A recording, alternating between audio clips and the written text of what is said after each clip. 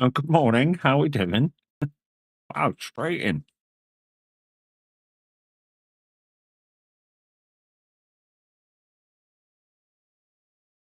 Jeepers, lady, you need to give me a freaking heart attack.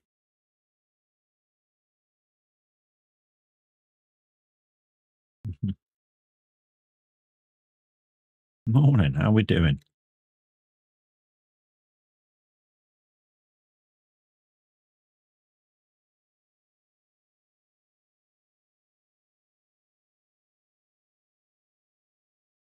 Good, thanks. Much yourself? Yeah, I'm fucking shitting myself now. Jesus. I didn't expect that. Press the fucking live button and bang, somebody straight in there with a walking. Jeepers.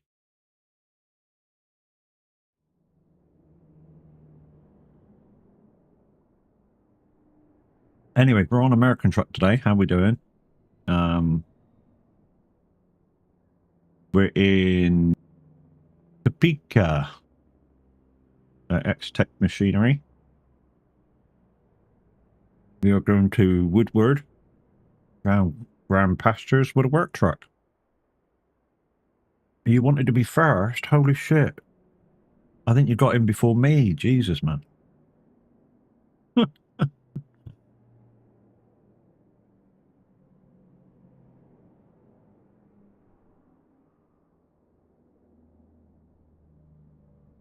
2 seconds and we'll get on the road.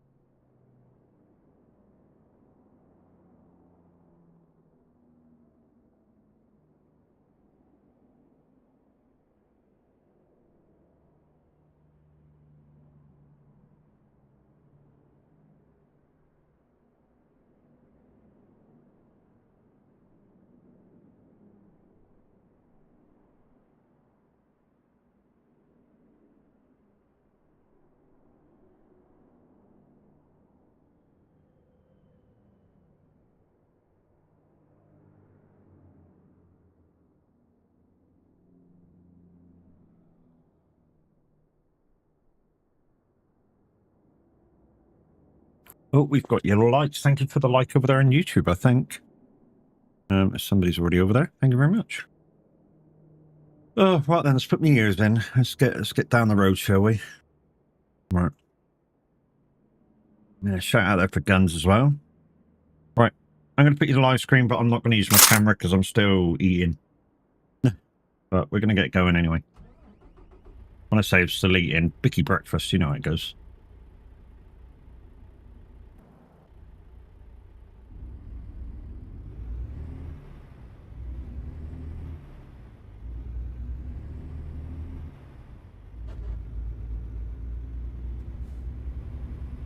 Bicky breakfast.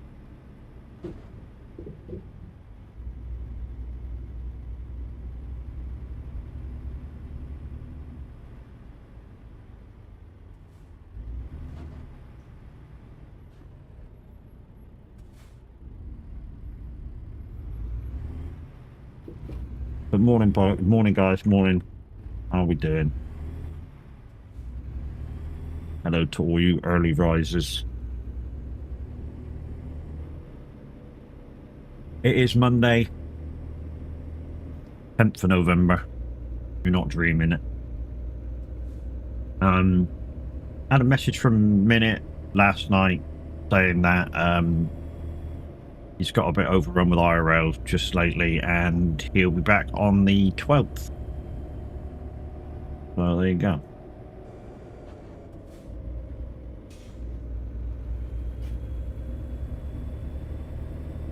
Why is this not Friday yet? Because it's the start of the week, Chris, not the beginning. It's just a thing.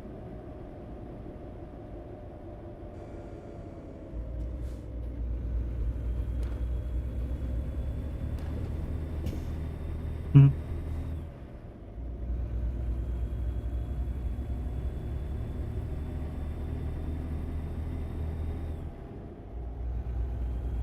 You wish your week to be that fast, Chris. You'll be just as old as me in a month.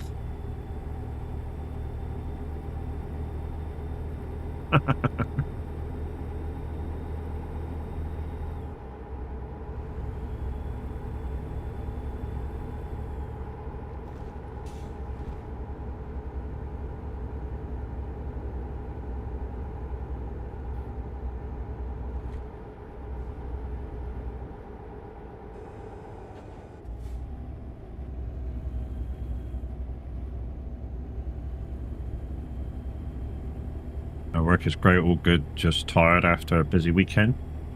Yeah, I got you now. I got you now.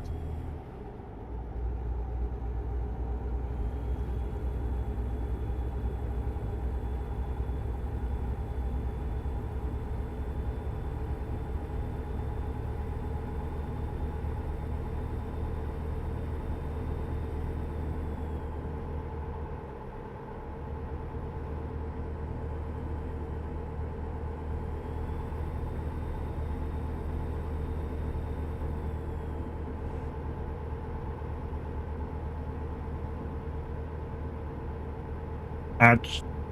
Yeah, I put them closer to the start.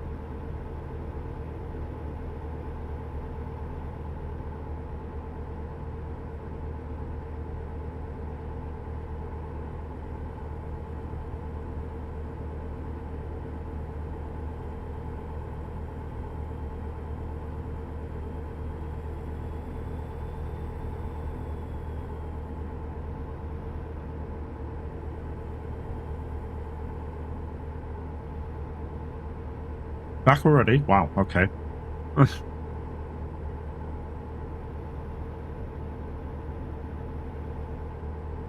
So I've moved the ads a bit closer to the start, guys. Normally I normally have like a 15-minute kind of intro warm-up bit and then the ads.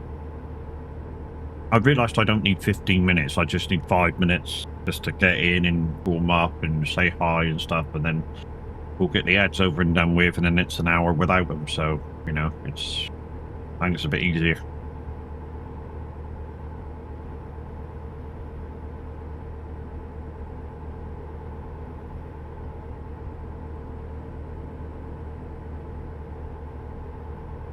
Well, there was 104 people on this morning already, so, you know.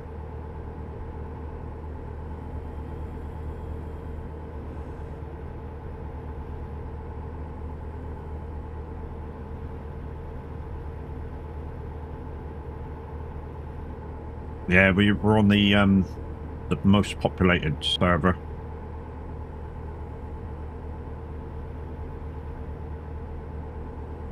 Money wasn't tight right now. Get rid of the S. No worries, no worries, mate. Not a problem. Well, oh, not for me. I'm not getting the ads.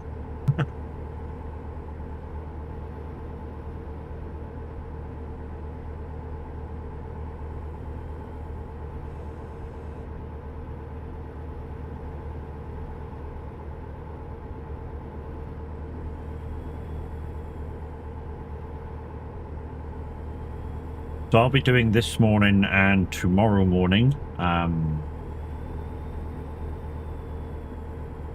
because Minute's not going to be around till Wednesday. I'm thinking about doing iRacing. Look at my weekly races and sort of if I don't have any, I'll just make some up.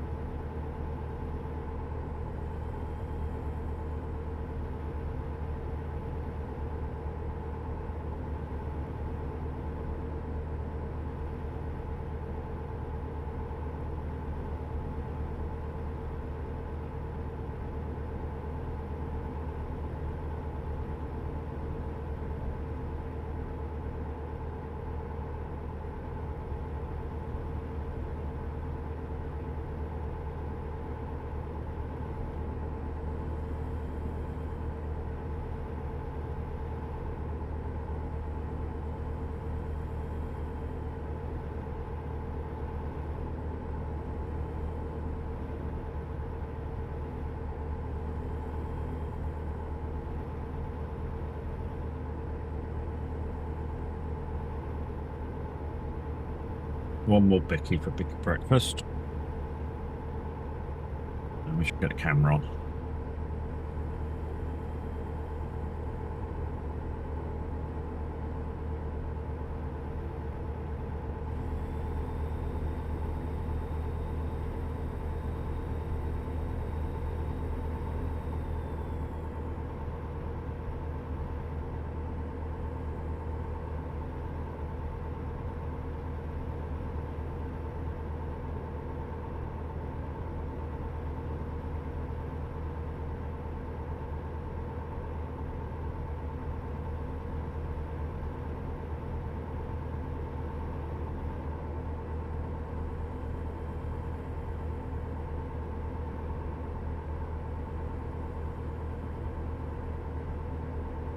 Oh, hello.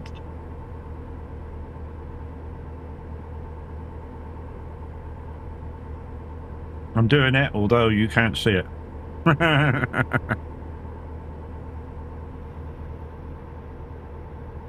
Sorry, it's short, but I need to go to work. No worries, lady. Thank you for popping in before you do so. Appreciate it.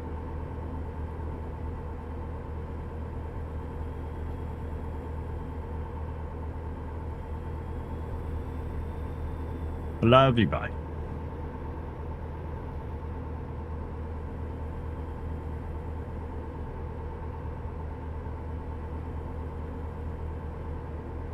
But guys, thank you very much for yesterday for sticking around for the Remembrance Sunday thing.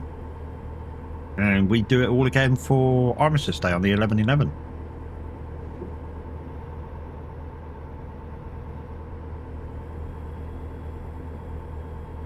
The actual day itself.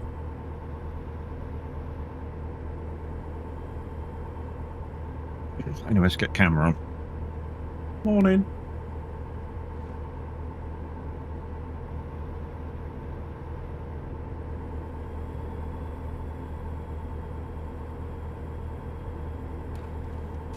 Yeah, we using a Peterbilt this morning.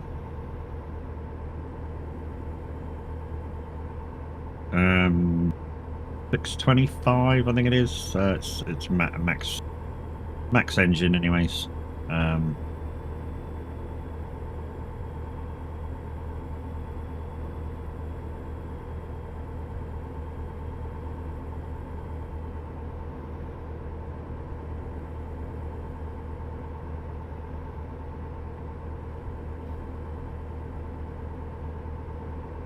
No, maybe I should have stayed on the fucking road. Just stayed on the road. I just know it's just auto boost to the side.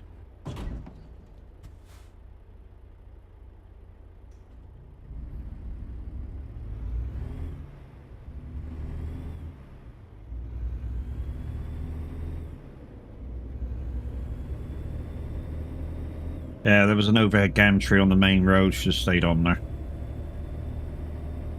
But guys, if you do want to join in, 8 minutes to the next destination, Woodward. Grand Pastures is the company, which you can see on the top of the screen. I will be traveling around at 70 miles an hour. So if you have fines in that on, I would recommend you turn them off if you do want to join the back of me.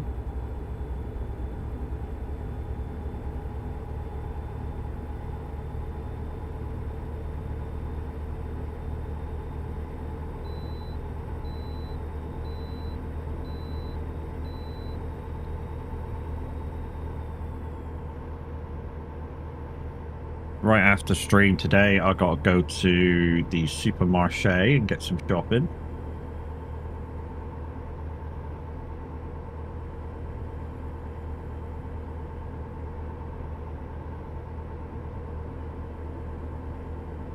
So basically, it's going to be like a raid out, say hi, get my shoes and socks on and gone.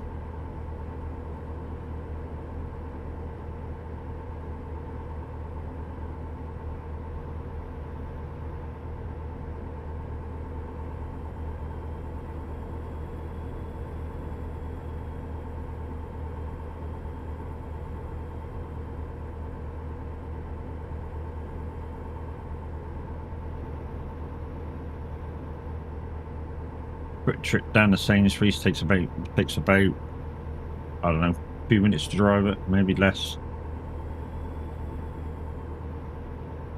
20 minutes in the shop, roughly. I don't fuck about. Paying at the checkout takes about a minute because I already pre-packed scan, and then like a 2-minute drive home, couple minutes to pack, all done. That's that done for the week, except if we need like the bare essentials, bread and milk.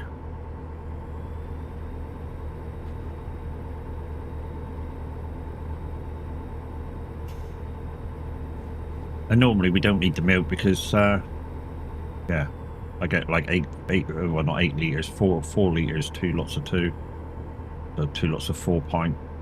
And yeah, that's normally enough to last all week for just the 2 of us. Occasionally it's not.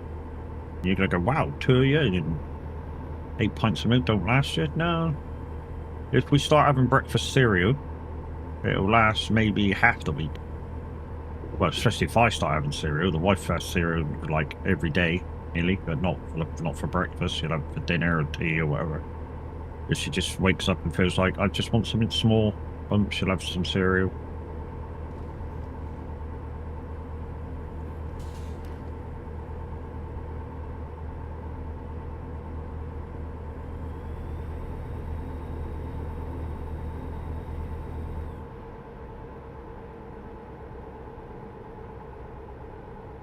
So yeah, sometimes it'll last out, sometimes it won't.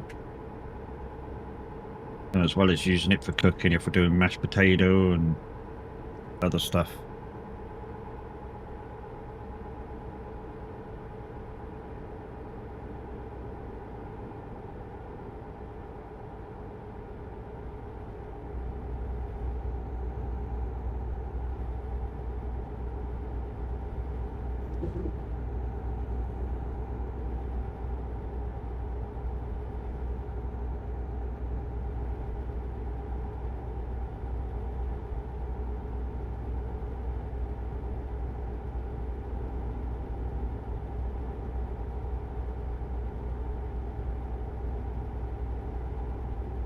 So that map that I just brought up, guys, if you're not aware of it, you can get that up by pressing tab on your keyboard whenever you're in a convoy mode session or truckers multiplayer session.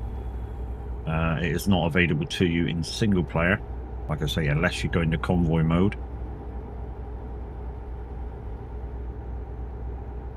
Which is why sometimes, even when I'm playing single player, I still go into convoy mode so I can use that.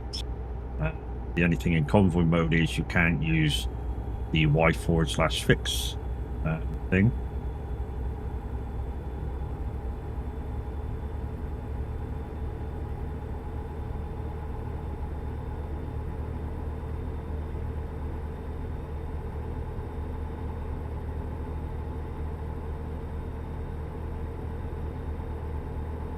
Not showing my mic working.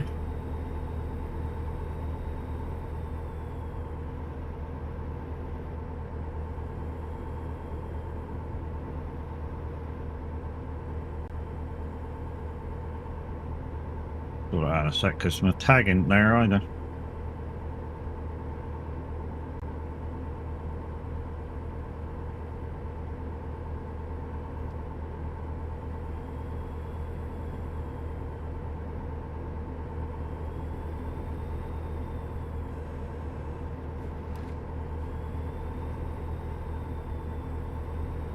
Which means I'll have to get the tag color out of the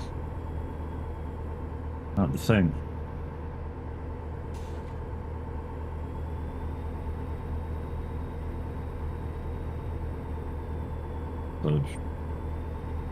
So that's on. Job sharing public, just in case anybody else joins.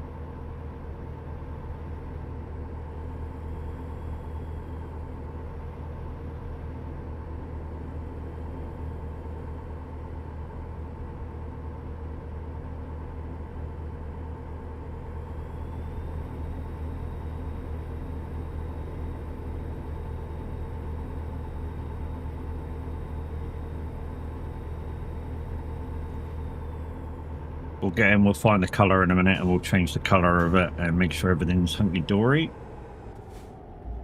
Well, there's the mic settings in that, because I doubt if I expect that's why the mic's not coming up when I cue it. Because the mic's gone to the wrong place, probably. And the output is the wrong place. Do do do do do do. Yay.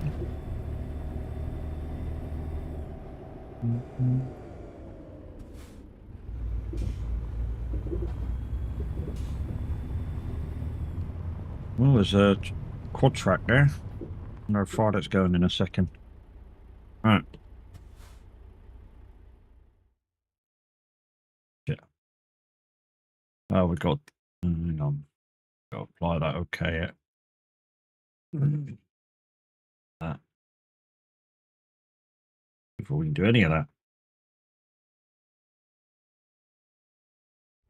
Okay. Right. Back in the TMP. Back to that one.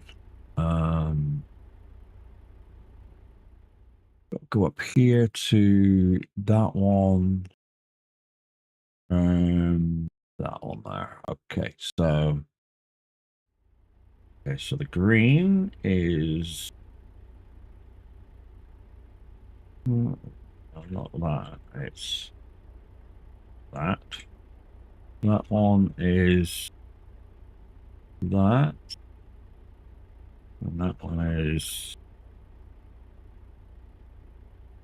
that. Okay, apply that. Okay. That done. Sounds, default speakers. No, we want that coming out of game. Voice. Yeah,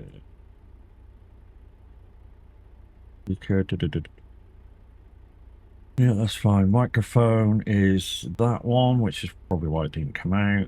1, 2, 3, 4, 5, 6, blah, blah, blah, blah, blah, blah. Don't want to work there because that would come out. It's disgusting. Stop test.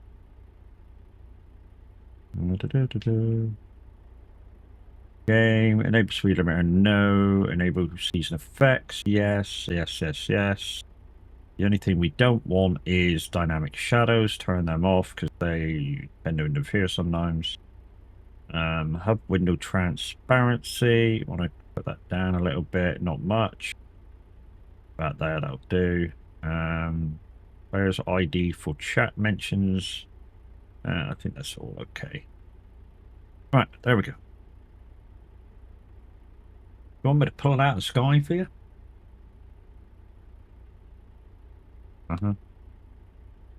Right, so TMP. Why don't you want to disappear now, TMP? That's just stupid. Right, anyways.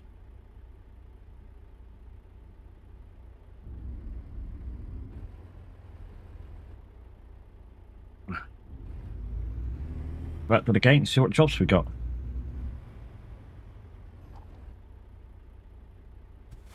Morning, people. If you're just joining me, good morning, good morning. How are we doing? We're on American Truck today. If you want to come and join me, we are in... Where the fuck are we? Windward. Woodward. Why don't my reverse button work? Reverse, why don't you work? You're working a second ago. Is that because this fucking TMP thing won't fuck off that away? Hello, TMP. Why don't you want to move?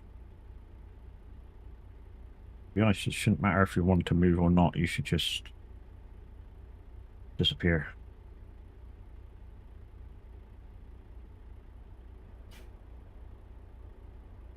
The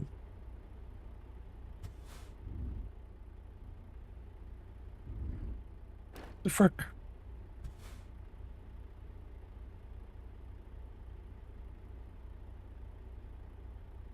Nothing's working. Not even escape's working. Not even escape's working. Sorry, guys, I'm going to have to do this. Nothing's working.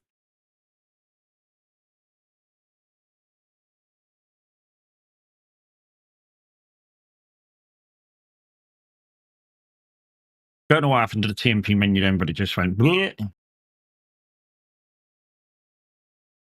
Don't panic. We'll be back. eventually together. Does it mean that it would be sweet?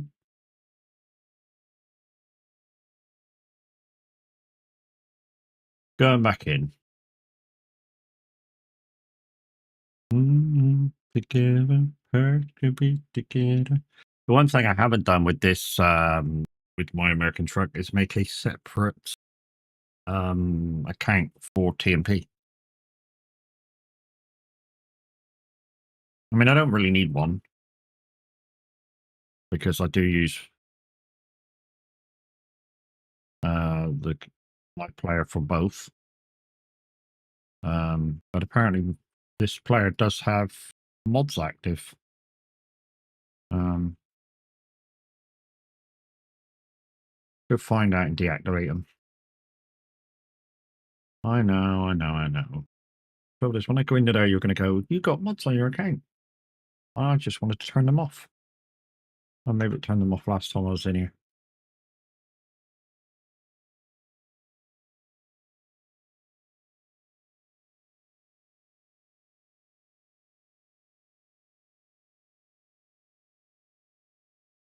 Yep, still showing the Halloween event. I'm not sure how long you've got to complete the Halloween event, guys, but it can't be long. Eric, how we doing? And there we go. We can now reverse. Thank you, TMP, for fucking my game up.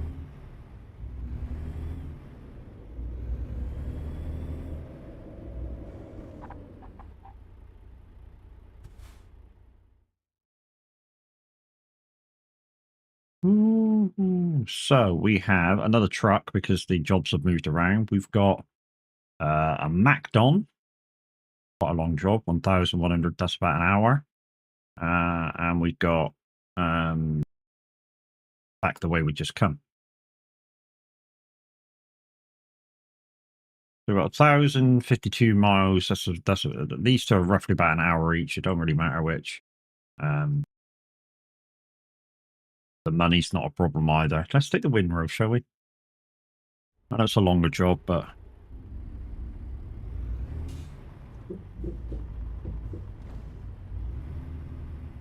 Ooh.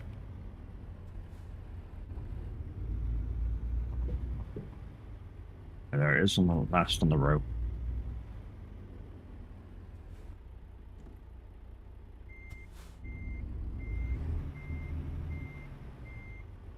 Downside is I still got to get into that TMP menu and double check that everything took.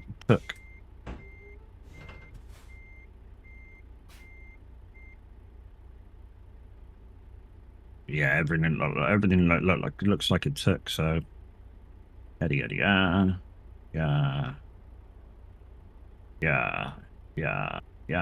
everything took.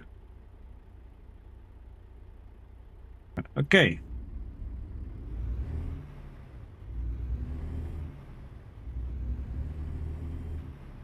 I love a morning stream.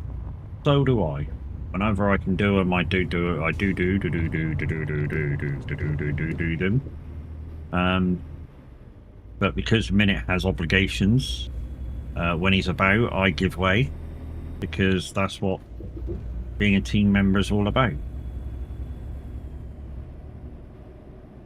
And I know there's like a little agreement between us all saying, you know, we stream when we stream, but if we can be sort of not getting each other's way, you know, it's just polite to do so, I think.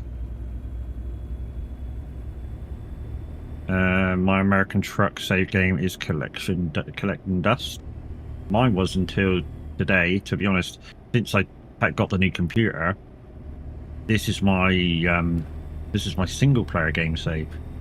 My multiplayer game save is not any in front, but obviously it's explored a lot more. To be honest, it was the only original game save I've actually got. I think the American truck online save, or was the only legit save I got. A lot of the time I'm just sick of starting from scratch again, unless I'm actually doing a from scratch save like the IRO playthrough that I got on Euro Truck. You know, that is a legit IRO save playthrough. I'm not finished on that one. I just haven't done it for a while.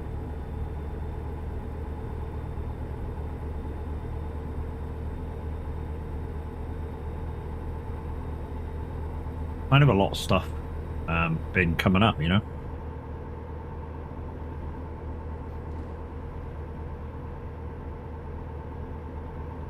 Because I'd rather be on Pro Mods Game Save on Euro Truck. Well, this is kind of a Pro Mod save on American Truck. And every so often I do like coming on the American Truck. I know people go, you must be nuts got on American Truck. I like the trucks on American Truck. You know, that's what makes it kind of cool for me, is the trucks. I mean, the scenery is kind of cool as well. I mean, people tend to think I'm mad because I go, the scenery's kind of cool. You know, I don't get to see this all the time. You know, the English countryside, I get to see all the time. You know, the American country, the actual European-based countryside, I've seen a lot of it. You know, I've never been to America.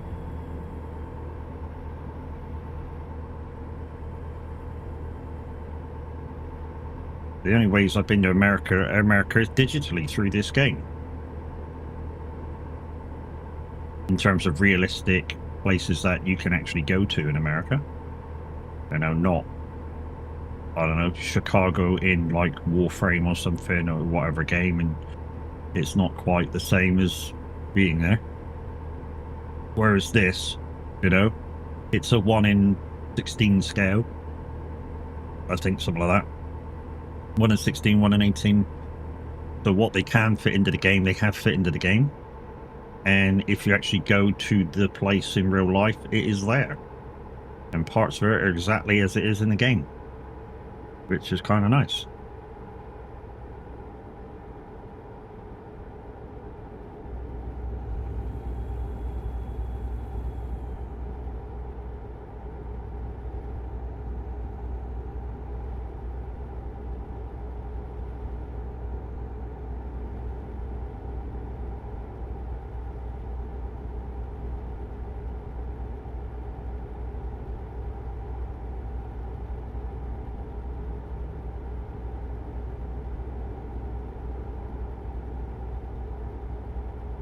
I don't know what it is for this time of year. There seems to be less people about watching people. Well, for me anyways.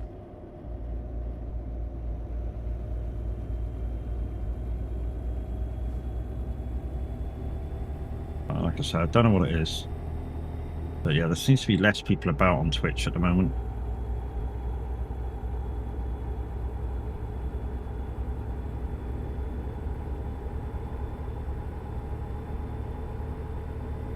Yeah, and although I don't look at the numbers, like I say, I don't look at the numbers unless I actually need to, and at the moment I kind of need to because I want to get these dare drops done.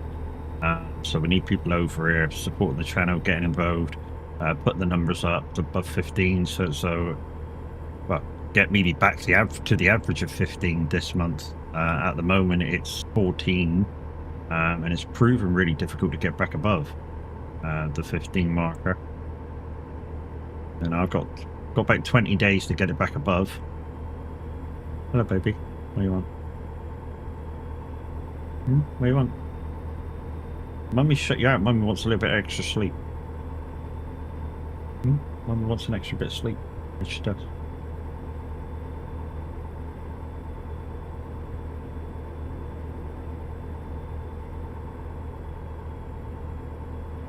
And I don't think I'm too different to a lot of other streamers. And like I say, I'm starting to doubt myself. Whether I can put out a good stream that you guys want to see and listen to and stick around for and bring other people into the stream. It's a little disheartening sometimes.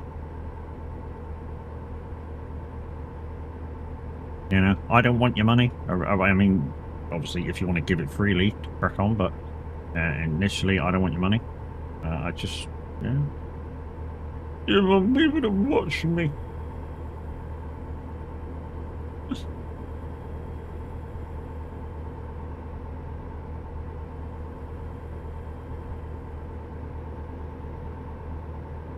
Yeah. So just mention the dare drops one more time. Although I've not got dare drops active, and like I say, I need that one person average extra to get them active. I've got 2 which I could do straight away for keys to FS25.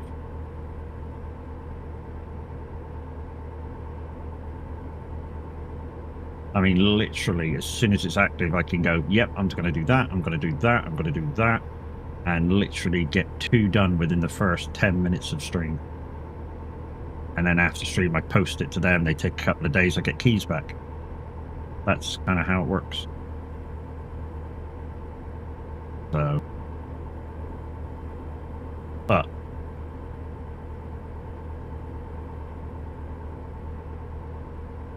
and I've been doing 38 minutes and 4 viewers. That's kind of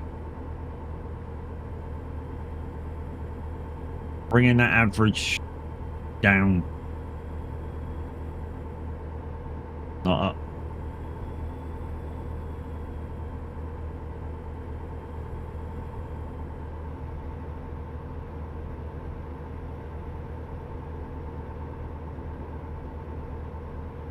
I know some of you are going to go, well, why don't you just switch the stream off when more people are awake? Once I start a stream, I finish it. And finishing time today is going to be about 11 o'clock.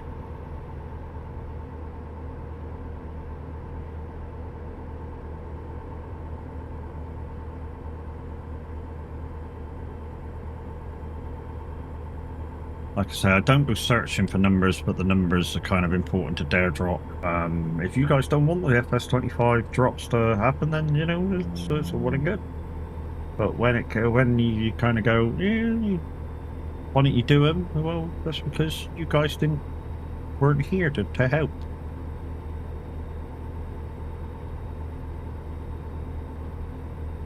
I'm afraid that's the solid truth of it. I should just take it that you guys didn't want me to do it.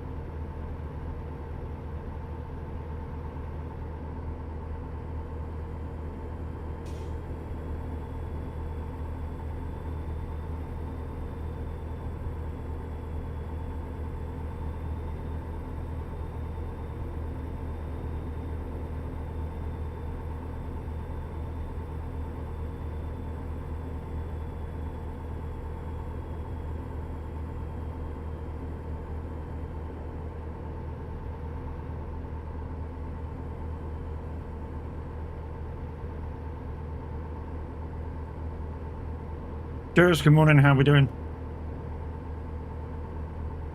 How are we doing, fella? I don't know, guys, I'm finished kind of a little bit sorry for myself this morning in terms of streaming. Really am. Not quite as upbeat and shit as I normally am.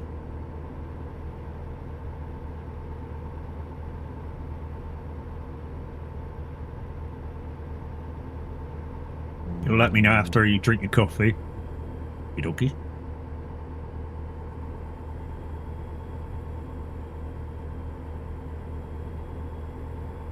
Like I say, I think it's this whole dare drop thing and needing 15 average. And the pressure of trying to get back above so I can get these keys for you. I think that's what's got me down about streaming today. Streaming this morning. And I think it's because I want to do these things for you guys. You know? I want to get involved. I want to get these like stuff like dare drops, key mailer stuff done, and then, you know, maybe I can bring you like new stuff and other things and better giveaways at times. And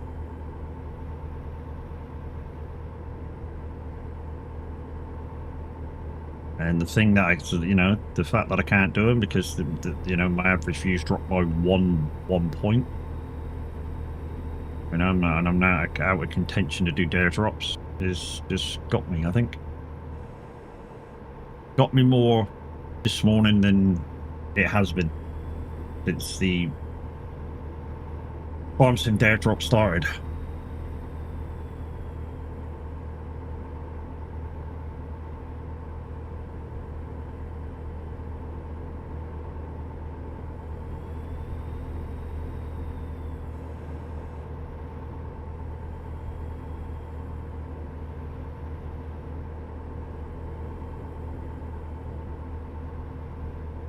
I mean, what do you guys see compared to, I don't know, well, I don't want to compare myself to anybody else because obviously it's me, but, you know, and I'm me and I stay me. But, like, compared to somebody that's got a few more watchers and viewers and shit, you know, what do I do that people don't want to watch? Am I too truthful?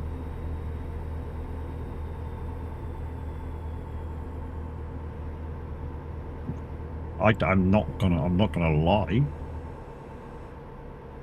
about anything. If somebody asks me a straight question, I'm gonna answer them absolutely straight as far as I think it, as far as I know it.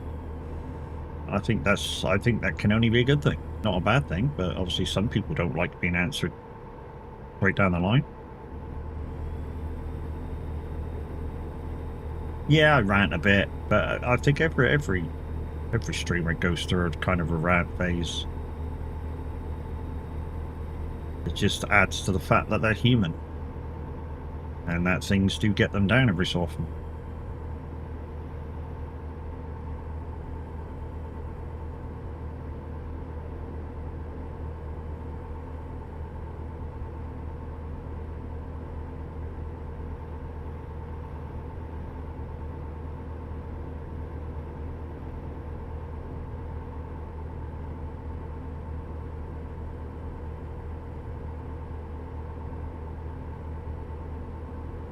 I think I'm doing a great job. Thanks, mate.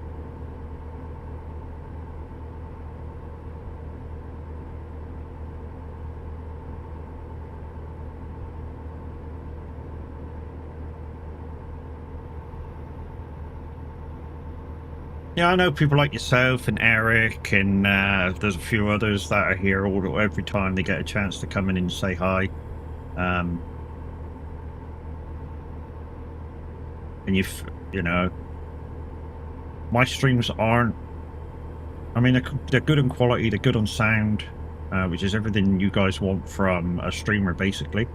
And just the fact that, you know, the streamer is enjoying themselves playing the game, which I think is kind of key. You know, they're not just going through the motions of playing a game. Morning, Mimi. How is it?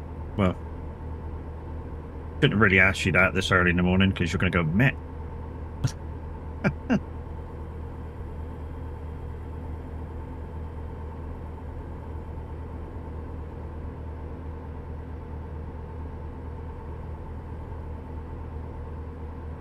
But yeah, it's got me questioning kind of. I mean, you guys have heard me rambling on this morning.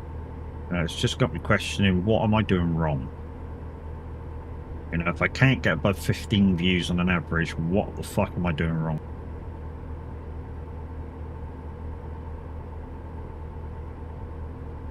Why are people going other places to view the same content? To watch a very similar streamer to me, you know, it's kind of what I don't know what it is. I'm just a little bit down this morning, because I looked at dare drops again this morning, and the average still didn't go above 15 or 215. It's still on 14. That means I still can't do the dare drop for Farming Simulator. And when I look at my I don't know how to say it, analytics on Twitch, it says my average for yesterday was 9.5. That's got to be wrong.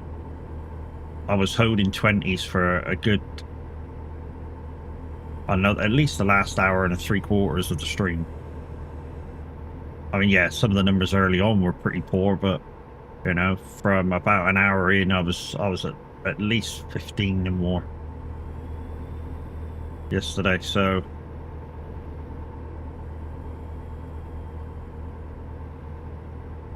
Who is the 0.5 then? I don't know. I think it's the fact that Twitch is doing their thing hourly now.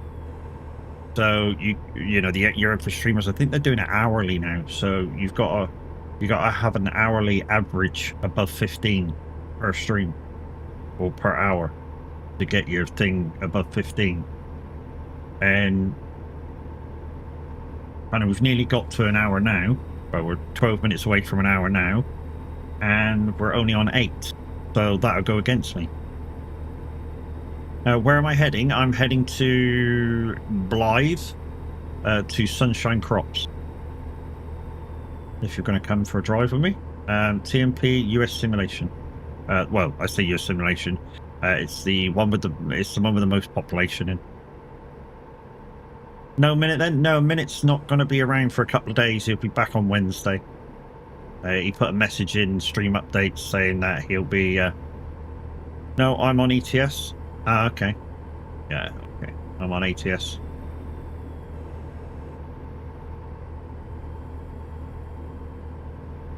Just like when you ask where I was going to, I thought you was going to join me. Yeah, he's, I presume he's got some IRO stuff to take care of over the next couple of days, or he just wants a break, I don't know. It does take a lot out of you, streaming, and, you know, he gets up early, especially to stream, goes and does a full-time job, and then probably comes home super tired. Now, I know he doesn't want me to say this, but I'm going to say it anyway. I think he should get up a little bit later, go to work, and then if he wants to stream every day, stream for a couple hours after work till he's tired, and then he can go, right, even if he does 2 hours, he can go, I'm tired now, and go to bed. Hey, farm boy.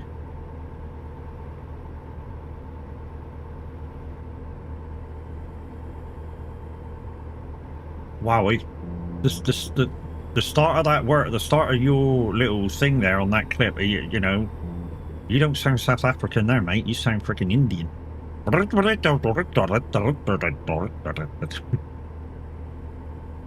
Taking a piss. Going AFK? No worries. Morning, Chaos. How we doing, brother?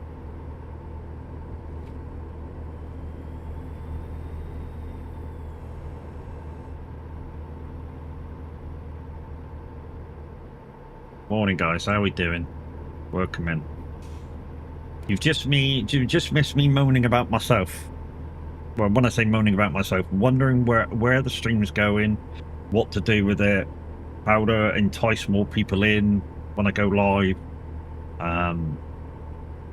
All in the aid of getting those average views up a little bit higher, and being able to do stream loops again, and sorry, not stream loops again, being able to do dare drops again, and get you guys some stuff.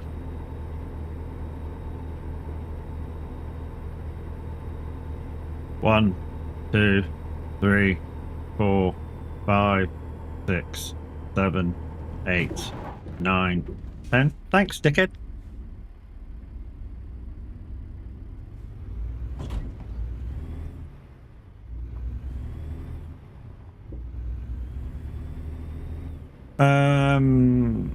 Maybe so. In my opinion, too many people worry about numbers. Yeah, but I don't normally worry about numbers. But because of dare drops, where it's got me locked behind an average viewer number shit before I can activate to do the farm sim ones to give you guys back keys, it's got me worrying a little bit about them. Normally, I don't give a shit. Normally, I really don't give a shit. I don't care how many people watching and shit like that. I just do my thing, and that's it, and I'm done with it. But it's just this dare drop thing's got me kind of looking at them a little bit more than I probably should. You're welcome. You're just a dick.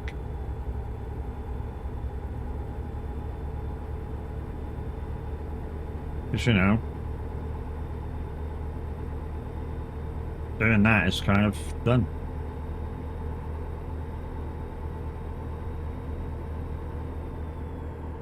Well, you're a lurking. Fuck off.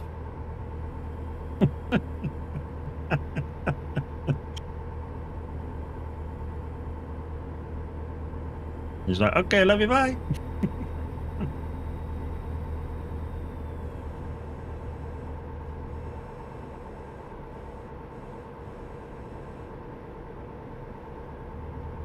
Takes one to see one. What, dick? I don't get to see mine, mate. I got to use fucking 4 mirrors to see mine.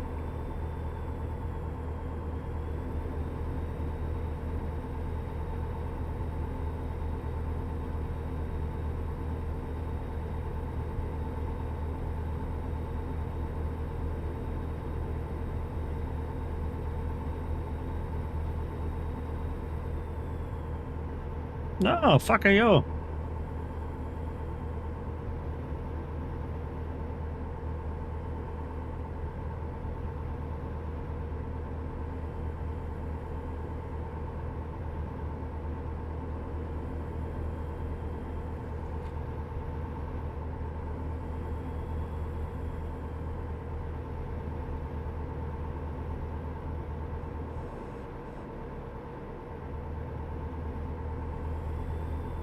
This is the good thing about ATS. People go, oh yeah, ATS is boring, but this is the good thing about it. Very few people on the road, which is kind of a little bit boring, but hey, it is what it is. But if you need to get some quick mileage in for your VTC, or for our VTC, if you join in our VTC, Viking Transport Company, you can easily stack up your miles on ATS, because our mileage counts for ATS or ETS. It doesn't matter which one you do it in, or a combination of the two. But 660 miles basically on ATS takes you about 30 minutes, whereas the same amount of miles on ETS will take you virtually an hour of constant driving, obviously. Maybe you two should start being a dickhead towards others. I don't know if it works for most. Yeah, I kind of don't want to be, though, because that's not me. I mean, in terms of, being me, I don't want to change being who I am, to change the stream up, because I'm not a fake person, and I don't want to come across as a fake person.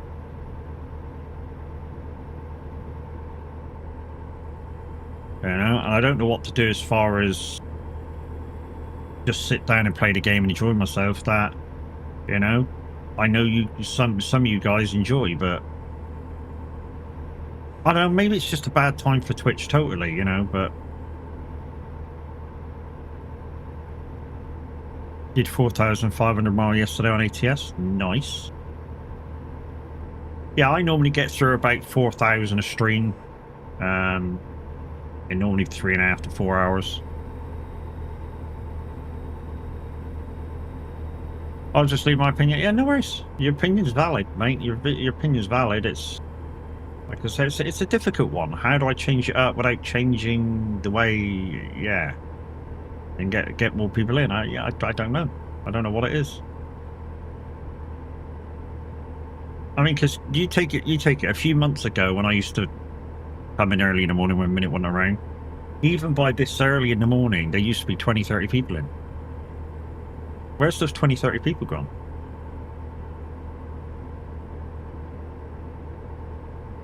It's November in the UK, and I know most of my viewers are from the UK.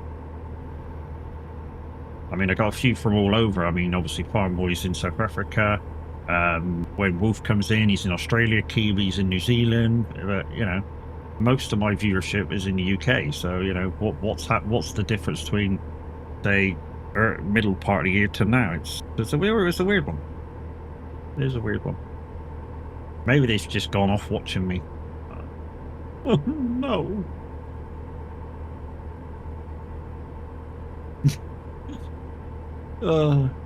Anyway, we're going to enjoy ourselves this morning. Shut up, man.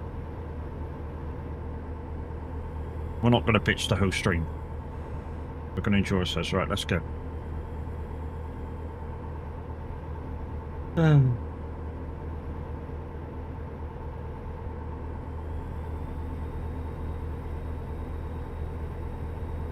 Just be you, for fuck's sake. I am being me. Mr. Moan a lot.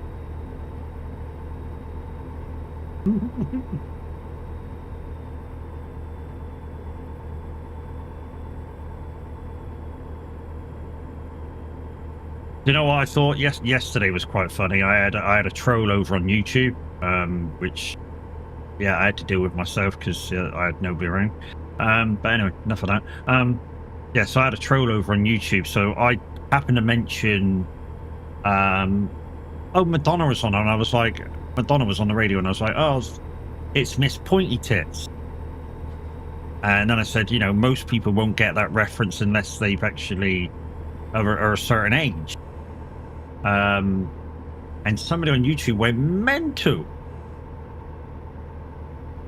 You know, fucking men, you disrespecting women. I went, you obviously don't know what the fuck you're talking about, because I didn't mean that as disrespectful. Back then, when Madonna was in her heyday, people knew her as Miss Pointy Tits for a reason, and it wasn't because of her actual tits. So fucking get a grip of yourself.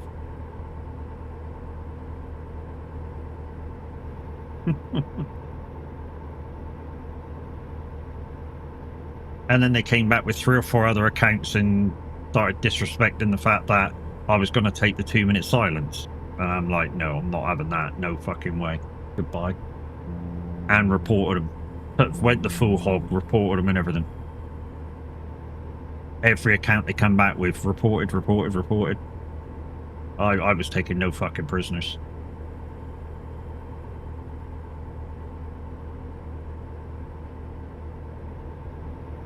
But yeah, if you're of the, you know, you kind of knew the 80s as far as music videos and stuff goes, my reference to Madonna, you will know what I was talking about. If you weren't born then and haven't seen any of the 80s, 90s videos, you will have no clue what I'm talking about, which is exactly what I said in yesterday's stream. Yeah, exactly. How many different songs did she do during the 80s? She had them kind of coding things on, you know. It was more than enough. Yeah, loads, wasn't it? Loads. But that was back then. That was her image. 6. I didn't need an exact number, Jerry. You know what I mean? But it was enough, and she gained the name Pointy Tits because of it. You know, every song she had them things on. And like I say, if you weren't born around the 80s and saw the videos, you will have no clue. So if you didn't have a clue, you just don't say anything, because there's no need. Wasn't aiming that question at you. Hey, girl, what do you want? It's nearly time. Like a virgin, yeah. Like my ass.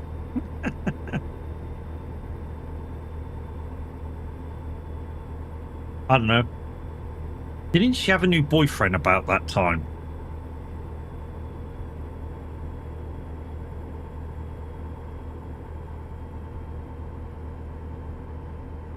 When she brought out that song.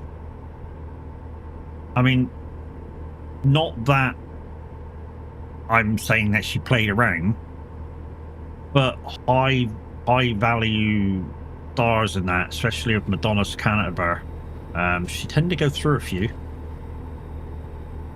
And it's mainly because obviously the other half can't deal with her stardom and how big it was.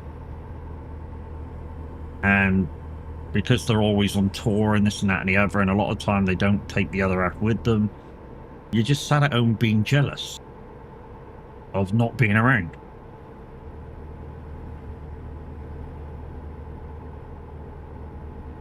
When she was on tour, she had the outfits, and well, yes, she did. Yeah, they were. I mean, to be honest, nothing on today's standards.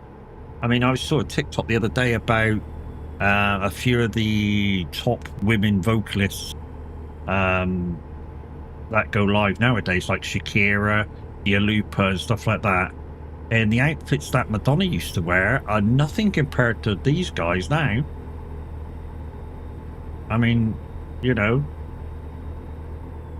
Madonna's sort of suits were like full cat suits with just stuff stuck on the front. But nowadays, people like Dua Lipa and that, they're almost wearing nothing. And they're still getting away with it.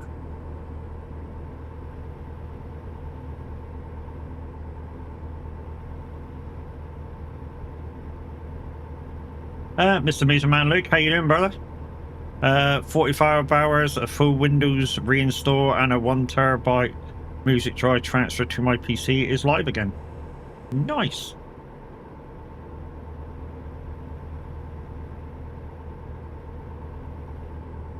Well, hopefully, your PC will run a lot better now, mate. The System 32 file bricked itself. Do you know what you should do, Luke? You know what you really, really should do? Is don't fuck with it. And you're going to go, I didn't. You tinker with a lot of shit, mate. You do tinker with a lot of stuff. And some stuff that you tinker with, maybe you shouldn't.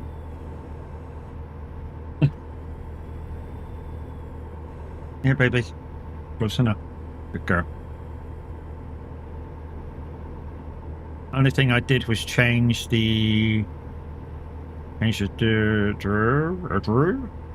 And did it not... And it not liked it. Yeah. Do you know what I do with the System 32 drive? I do fuck all with it. I do fuck all with it. I don't play with nothing I don't know about. Makes me laugh with clothes some people wear. Yep. Oh, yeah. And for the last 36 hours, I've been on files that are transferring music around. My C drive needed to be bigger. Yeah, it's the reason why I've got a terabyte OS drive and a 4 terabyte gaming drive in the new PC, mate. It really is. That way, the OS drive is basically running the OS and a few odd little bits and bobs, and the gaming drive is for the games, for the main download of the games. But morning, mate. How we going?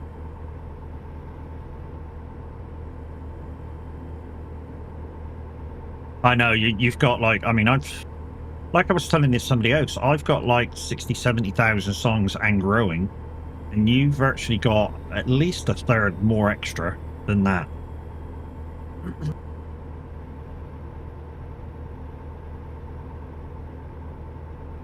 You know, I try and get like a couple of songs a week. You've got a full 1 terabyte SSD nearly. Yes. 900 gigs of music. Yeah, I mean, to be honest, say it's the data files you can't really go on, and this is why you can't really go on it. So, and Luke could agree with this. If you download a 320 kilohertz file for say an average song 4 minutes, it's going to be bigger than a 128 kilohertz of the same folder. So yeah, the music file is bigger and smaller, so you can't really tell. See, yours are MP3s, right? Yep. The only way I do my music files, mate, MP3. Keep them simple. I got shitloads of FLAC songs. They take that. Yeah, they're slightly better quality, aren't they? Yeah, I keep mine MP3s. They're a lot easier to be utilized through different musical players.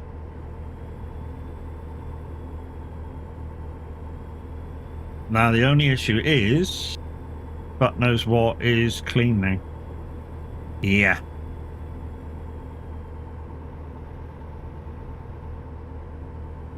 That's the downside. You're gonna have to monitor your music before playing it, innit?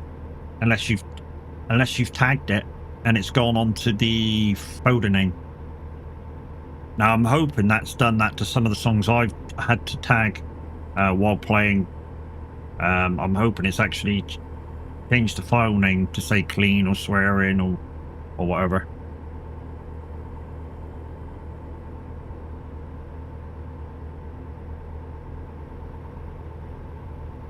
But with the new PC, I'm getting a lot of virtual DJ crashes. Ads? Oh yeah.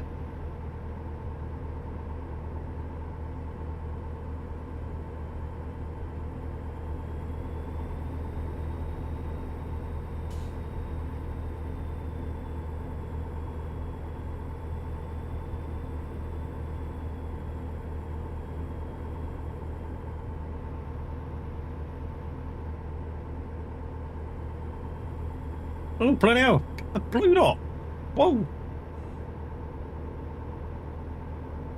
Safe driving, dude.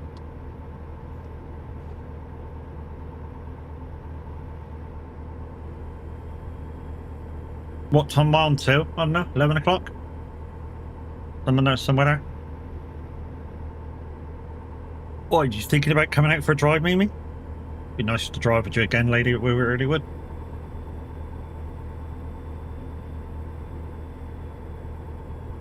17 minutes to the next destination, guys. Blythe, Sunshine Crops. Yeah, so I'll be going for a good 2 hours, I don't know, 55, something like that, depending on jobs.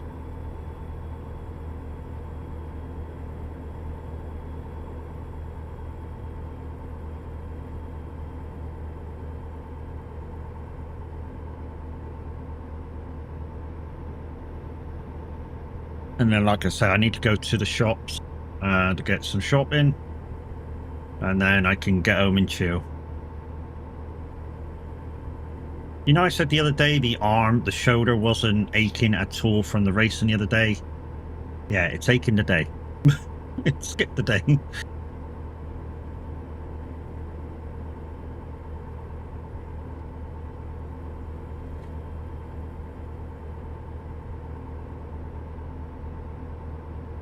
Dr. Melville. Old age? Fucking yeah. I'll tell you what, the older I get now, the more I start feeling it. And I know what it is. It's because, I know a lot of you don't think so, but it's because I'm less active now. You know, even as a bus driver, I've always been an active kind of driver. So I get out of the seat when I can. I walk up and down every so often. You know, go upstairs and look around and stuff. I've never been one of these that just stayed in the seat and just plainly drove the bus. I've always been kind of an active driver, and you know, working with Speedy as well, which was plant hire kit. That was a very active job. You know, even from the earlier jobs, being a farm hand. You know, I've always been very active in jobs, and now I just sit in my seat, and you know, I'm not very active at all. I keep meaning to go for little walks and stuff, but I sort of get up, I go on the computer, I get sort of indulged in whatever I'm doing, and that's where I basically stay the whole day. And I need to get up and move around.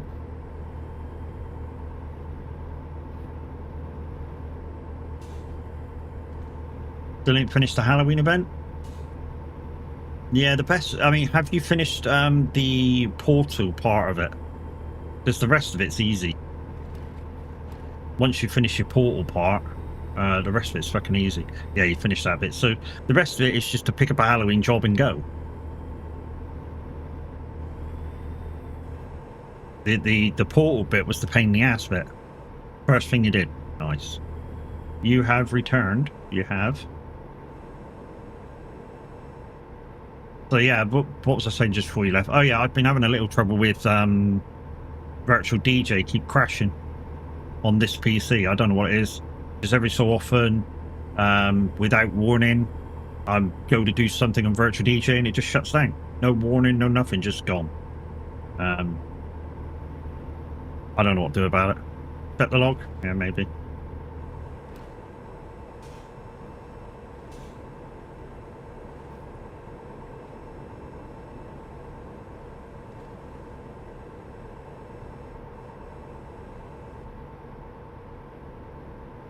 Yeah, I know, mate. I know, mate. Like I said, I just got to get the old mind thinking, you know, I've got to get out and at least go for a 10-minute walk. You know, we've got a dog, but, you know, which should get me out of the house, but our little dog's a home dog, so we don't have to take her out half as much. And when I say half as much, we don't really have to take her out at all. I know some of you are going to go, well, it's a dog, it needs a walk. We play with her in the house. So she gets her exercise. You know, she's very much a house dog, and we've put measures in the house that, you know, if the wife's bad and I can't do shit, you know, the dog's taken care of. That we know we don't need to do anything. And, you know, she's been to the vet a number of times. The vet thinks she's perfect health. So what we've been doing is fucking, you know, awesomely perfect. Also, if your music is on a hard drive, then it might do that. I remember appreciate virtual DJ. Yeah, it is. All my music is on a external hard drive. One of those mini, and I think it's a spinny drive too. I'm meaning to get an SSD external just to speed the processes up. There's my issue. Yeah, maybe, mate. Maybe. It might be the issue. I don't know how to see the logs on Virtual DJ, so I'm going to have to go into it and learn and see what the issue is in the files. Know what you mean. The summertime is a lot easier. Wintertime, I struggle. To be honest, rain isn't a factor. Rain, wind, no, that's not the factor. It's just me getting up and doing shit. You know, I've got no get up and go to do shit like that at the moment. And it's just a case of, you know, I've not done that for a little while, that's all. You know, it's been, what's it been now? Year and a bit since I had to give up work because of my shoulder. I just got no get up and go drive. Except for get up and stream. I can do that. That's easy.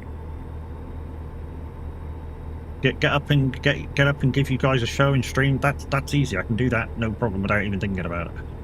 But get up and actually do stuff in the morning, but no fucking chance. In the files, I can show you crash log. I think it's on Virtual DJ. Your get up and go is get up and go fuck off. Yeah, that's kind of what it is. I get up, I go, I'm going to do this today, and my body goes, nah, you won't. I said I spend more time on PC and start streaming. The wife said you spend more time on the PC. To be honest, my wife understands that I'm a streamer, so the streaming part of what I do isn't a problem as long as I keep my voice down a little bit, because I've got these in-ear headset, and the big headset's noise cancelling, and the Bluetooth headset that I got, that's noise cancelling. I can't hear myself, so sometimes when the music's a little loud, I'm basically shouting, and it wakes her up.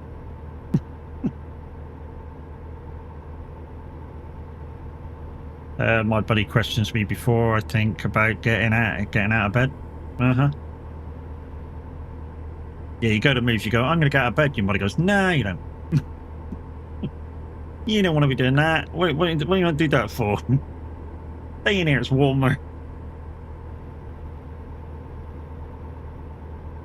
I know, mate. Been through it. But I make a point now of when my body says get up, I get up. No matter how shitty I feel, no matter how tired I feel, if my body says get up, I know not to ignore it, because I know I ain't getting back to fucking sleep. That's the thing with me, anyways. When my body is awake, and I know it's awake, I will not go back to sleep no matter how hard I try. So I just won't be out of bed. Because one, I'll be bored if I just stay in bed. Two, the sciatica in my back will start spasming, and I'll be in pain the whole day. So that's no fucking good either.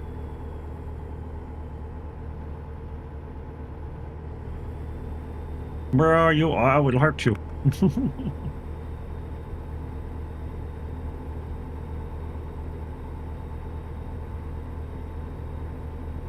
Yeah, I'd love to be able to stay in bit longer, but I can't.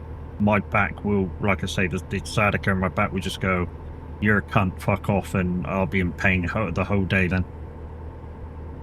Did you catch any of the last week's shows of mine? To be honest, mate, when you go on quite a lot of the time now, because you do like the later shows, I'm in bed. I got to totally admit, I'm in bed. The only time I would have really caught your show is if you did, say, last Saturday when I was racing. Maxi Nuts, thank you very much for the raid, my friend. And you were playing American Truck. How was the roads for you?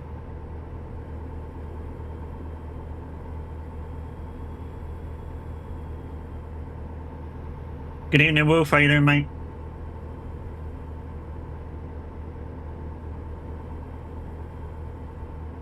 Hey, Maxi Nuts, how is it? How you doing? How was your stream?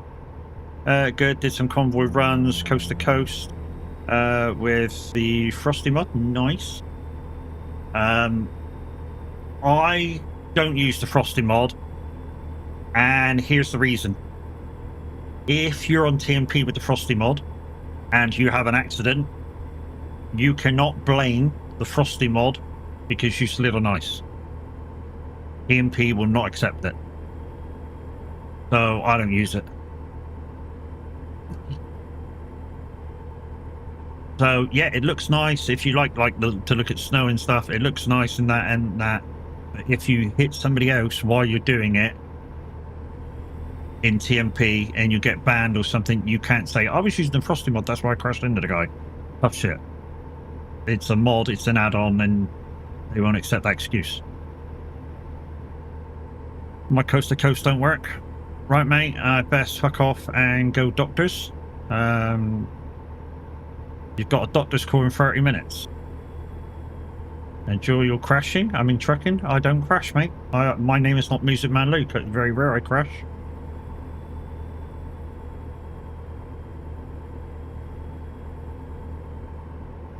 Dicky fuck, isn't he?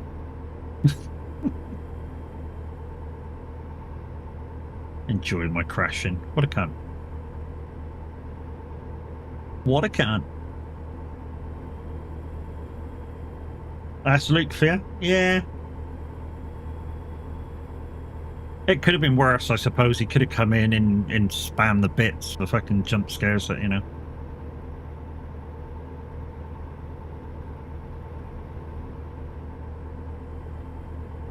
He probably ain't got enough. He probably ain't got the money left after spamming Tavs and trying to make Tav wear this dress in December.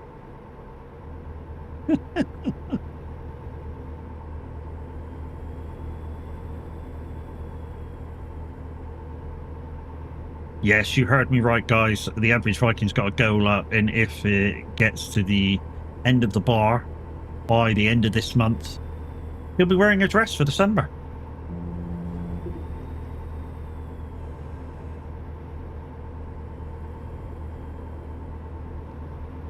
You enjoy being spat on, Tav. It's fine. But morning, mate. How you doing?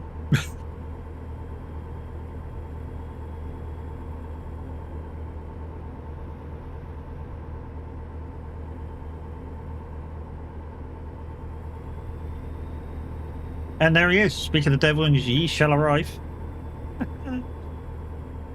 And you can say, use Frosty without putting the road. Yeah, you could. Yeah, you can do that. I forgot you can do that. Yeah, but you can't. Yeah, you can do that. But you can have it look as it should without having the physics on. But if you've done that, then yeah, you've not got the physics of the thing. You've just got the looks. That was a thing. It's been so long since I've used Frosty, it's unreal.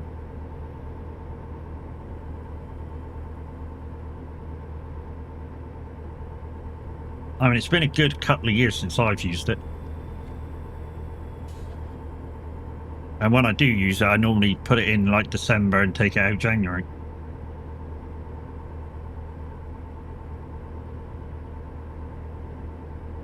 But yeah, I've not used it in a while.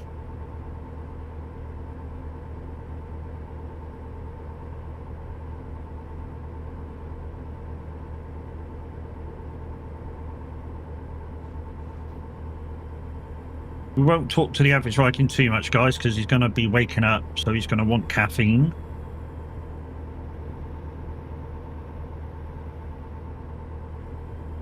So we shall let him have an intake.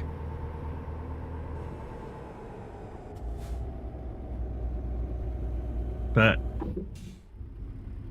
Mimi is exactly right. He is the main honcho, the man in charge, to do with the not only the stream team guys, but the Discord and the VTC.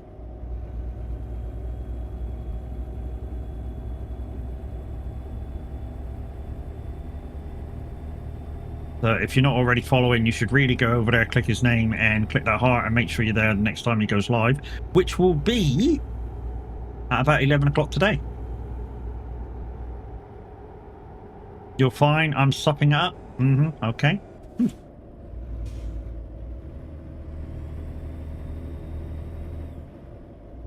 We are carrying a MacDom without the header.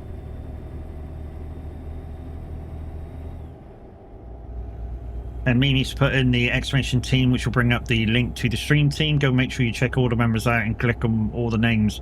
Make sure you're following to be there the next time they go live. Because you never know, you just might have found your next favorite streamer. And she's also put exclamation VTC in chat, and that's how to join probably the most relaxed VTC I've ever been a part of.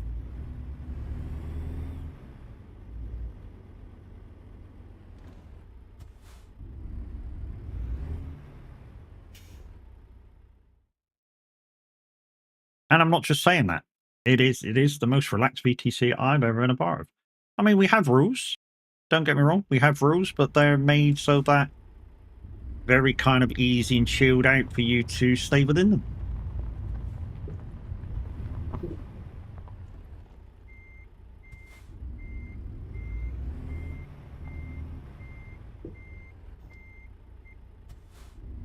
Guys, when I can afford it, I will get the DOCs for the farming equipment. I just haven't got them yet, but I will get them. Lots of bits of kit around this fucking farming shop, though, that probably would look lovely behind the fucking truck. What we got? We got a tractor to Bakersfield, small job, or we got 1200. I think we'll do a small one this time round. We'll just take this crawler tractor to Bakersfield. Then this is going to be in the shed somewhere. Where are you? I'm guessing you're that one there. Yeah, you are.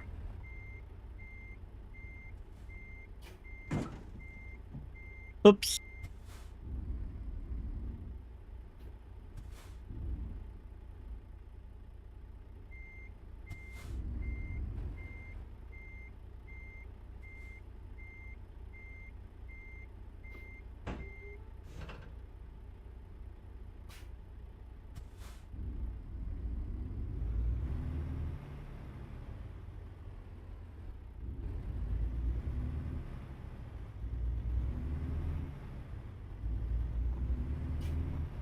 Oh, that's a nice looking tractor. I can see the American Eagle and the stars and stripes on it. If we can get somewhere light, we'll have a look at this, because yeah, I've not seen this one before, I don't think. If we can get somewhere light on the journey, we'll take a look at it. The light place over there. A light place. There's a place with some lights over there. Not a light place, obviously. God, I waffle, don't I?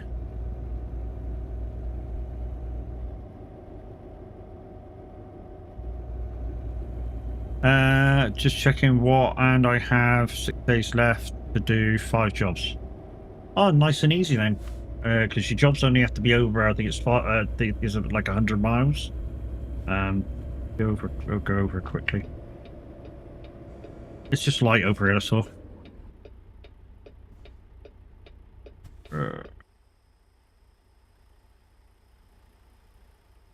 There you go.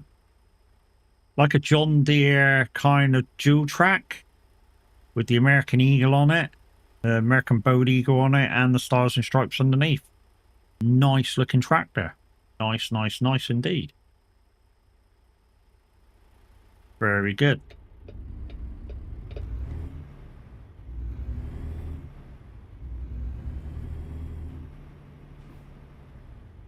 Some shit like that? Yeah. So we actually picked the perfect road to go now because it goes down to dead end.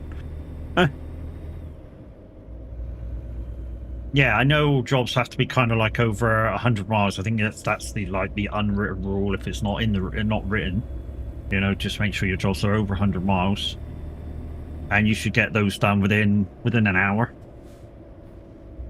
Just pick a job just over 100 miles.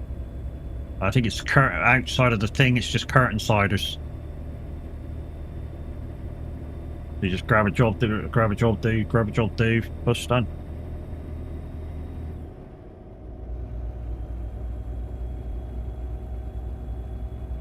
Heather, good morning. How you doing?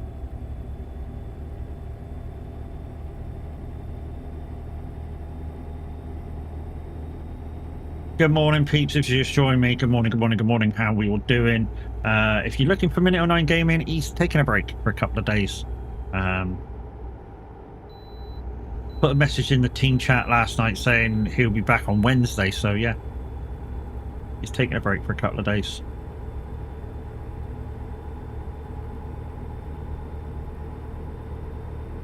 So in replacement, you got me. So yeah, today we're trucking, American trucking style, and tomorrow I think we're going to go racing. Doing see what weekly races we got to do. I haven't checked yet, but we'll go see whether we got any to do.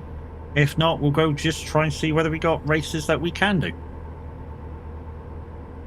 Even if we got go back to Masters, you know, we'll see if we got some races to do and keep you entertained. Yeah, I'm good. A little tired. How are you doing? Yeah, not too bad, mate. Not too bad. I was a little bit down a bit earlier, but you know, we're perking up. I think it's tiredness mixed with, yeah, we were talking about numbers to do with dare drops and stuff, and looking at them every day and stuff. It's kind of getting me a little bit down, and I need to stop looking at them really. And if we get them, we get them. If we don't, we don't, and just do my thing. Mimi's exactly right. I just need to concentrate on doing my thing, and yeah. Maybe it'll come back. Don't blame for a minute for taking a couple of days break from streaming. It's difficult. It's difficult. I mean, I know Tav's not awake yet, but to do streams every day and to come up with fresh ideas every so often and keep you guys entertained and active and stuff like that, it's a hard slog. It very much is a hard slog. And to take a day or two off and just recharge the brain, the battery, the impulse is to talk about a load of shit which you guys may or may not be interested in. It takes some doing in practice and stuff. So yeah, it's one of them. You don't want to overdo it too much. It's I mean, yes and no. Yes, you don't want to wear yourself out, but obviously, if you're a streamer that's here, like you do your thing every day, then you don't want to let your people down. You know what I mean? So it's kind of swings and roundabouts.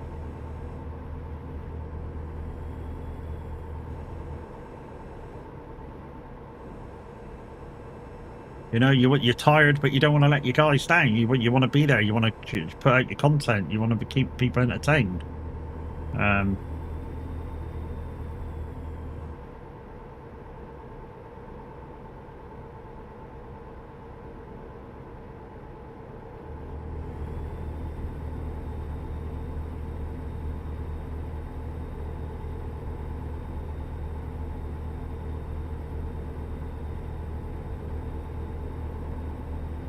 You know, and it's just sometimes it's what do I do? And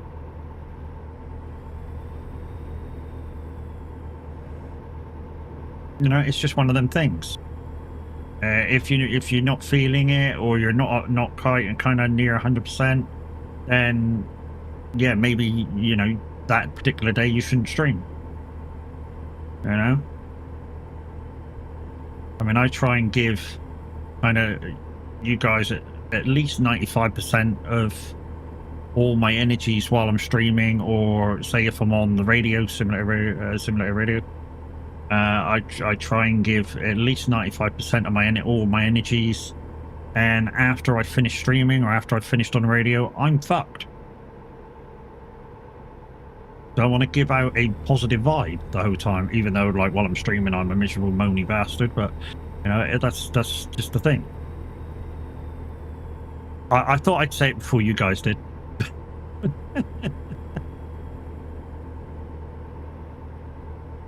But yeah, like I say, it takes a lot out of you, and I'm. Yeah.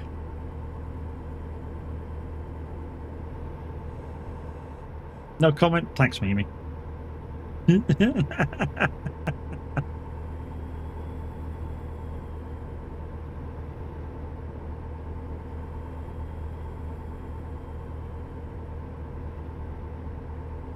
Even I'm a moany sod.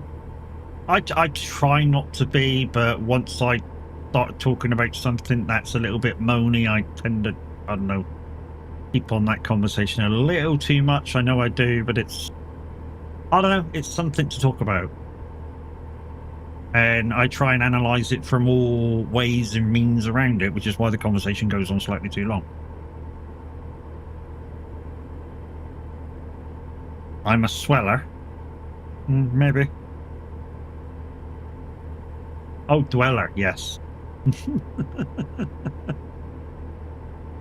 was going to say, I'm a sweller. Wow, Mimi, you've been watching me? Holy shit. Typo bitch.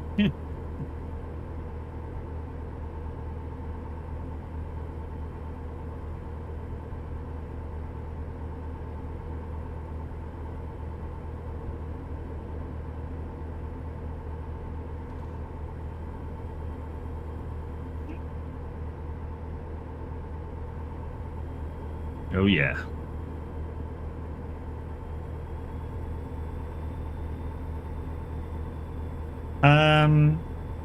I take it fingers and brain are not communicating yet, Mimi?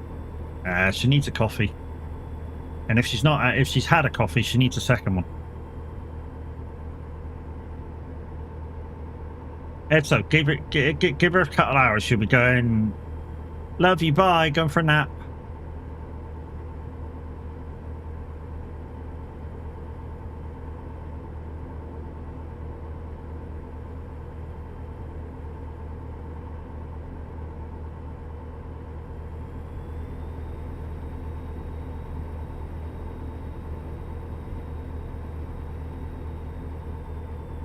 She needs caffeine.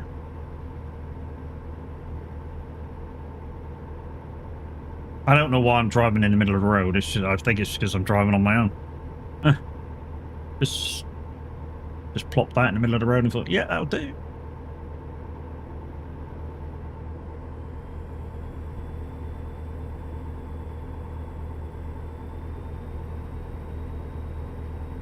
Can't go for a nap today. Got to go out. Okay, no worries. We'll go for a nap afterwards then. I know what you might need, Mimi. Don't say it. Don't say it. Couple of cans of Monster. Oh well, that's yeah, okay.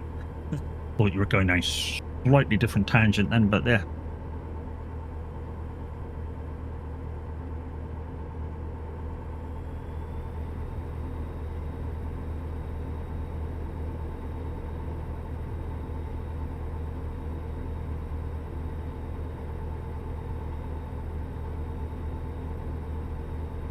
My brain went into a totally different tangent then when you were going, no, yeah, Mimi, I know what you need. My brain went right off on one.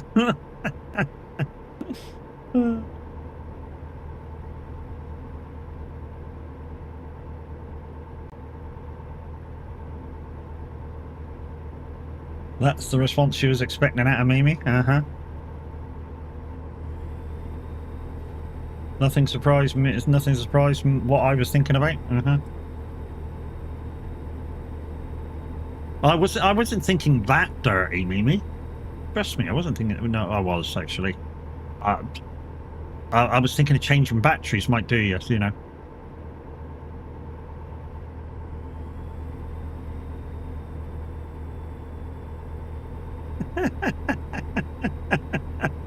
Wow, how little you think of me.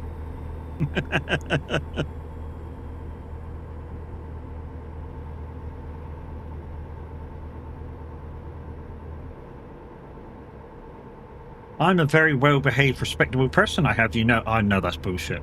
Fuck off. That's bullshit, Mac. They won't never believe that.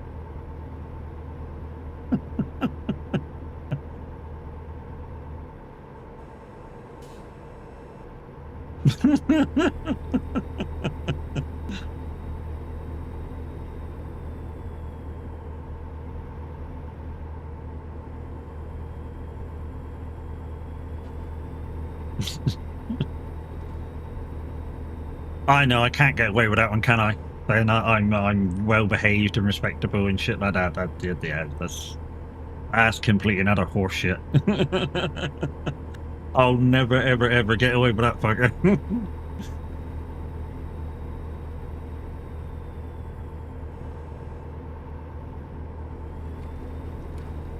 Hell no.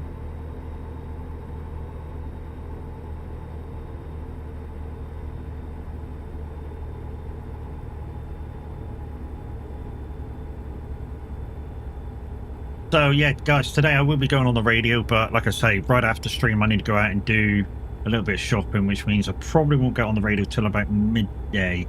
Hopefully there's still slots available to do, like, I don't know, maybe 12 till 2 or something. If I'm back in time. Hopefully I will be. And like I say, I'm gonna jump off straight away, go and do this little bit of shopping I got to do, and then yeah, we shall be back as quick as we can.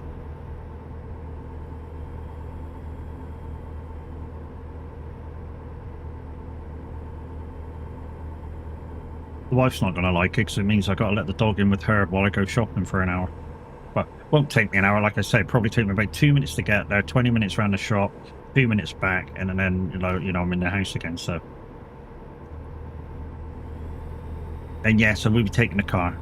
It's too far to walk with bags.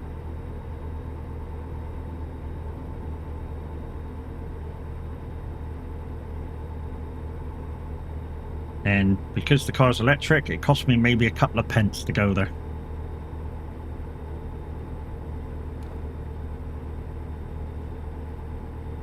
I know some of you are laughing with the new rules and regulations that you've probably heard about coming out about electric cars.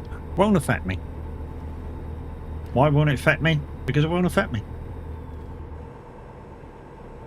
The only way anything can affect me with the car I have and the way that we've got it is if they put the electric tariffs right up, and they're not going to do that. Some of the charging tariffs are too high now at the moment. But I mean, they're trying to get them to come down to get more people using electric cars. I mean, you take it. When I went up to get my PC, some of the charge bays around London, around the 25, they wanted 83 pence a kilowatt. That's too fucking high. You know, the standard charge down here for a slow charger is 35 pence a kilowatt. And I think the high charge is like 65, 70 pence a kilowatt. But yeah, 83 pence a kilowatt they want, just because A, I was on the motorway, and B, because I'm near London. Fuck off. Managed to get, when I went to Zeno, I managed to get charged, you know, kind of slightly out of the London area. So it was slightly cheaper. But it's the only way that electric vehicles are even on par with motorized vehicles in terms of how much they cost to go the distances, is when we have to pay for fast charging out on the road. Then it becomes about even. But if you're in a situation where you've got a parking space outside your house that you can charge the car from your house, which I don't, then it's super cheap. It is so much cheaper, it's unfucking real how cheap it is. I mean, especially if you get one of these tariffs that have a certain amount of charging for free because you've got an electric car, you know, you can literally charge your car for like 6 hours for free, which could be like half your battery overnight, you know? And half your battery in a long distance car is like 150 mile, and you've charged it for free. My parents have got a plug-in hybrid. You know the trouble with plug-in hybrids? The battery only lasts about 20-30 mile. Now, although that may be enough for a lot of people, you know, you want the hybrid engine to be able to do 100 miles. But there isn't a plug-in hybrid that's capable of it, because obviously a hybrid is, you've got to have everything there for the motorized vehicles. You've got to have everything there for that, and then be able to have the battery take over when it needs to. So it's basically 2 cars in one. So you've got your motorized power and your electric power, and you've got the 2 engines, and you've got your battery power, and you've got your fuel cell, and this and that and the other. So it's a very heavy car. So to keep the weight down, they don't give you a very big battery. That means your plug-in hybrid might take about 20 seconds to charge. No, it won't take that long. Probably a good couple of hours to charge still, but out of your house, depending what kind of a charger you got. Because there is different sorts. I think you can have anything from a 3.5 kilowatt charger all the way up to 10 if your house has got really good electrics. But most common ones are like 7, which are fine. I mean, to be honest, mine, if I put mine on charge at 6 o'clock in the morning, it'll be virtually fully charged, even from empty, by 6 o'clock in the evening on a 7 kilowatt charger.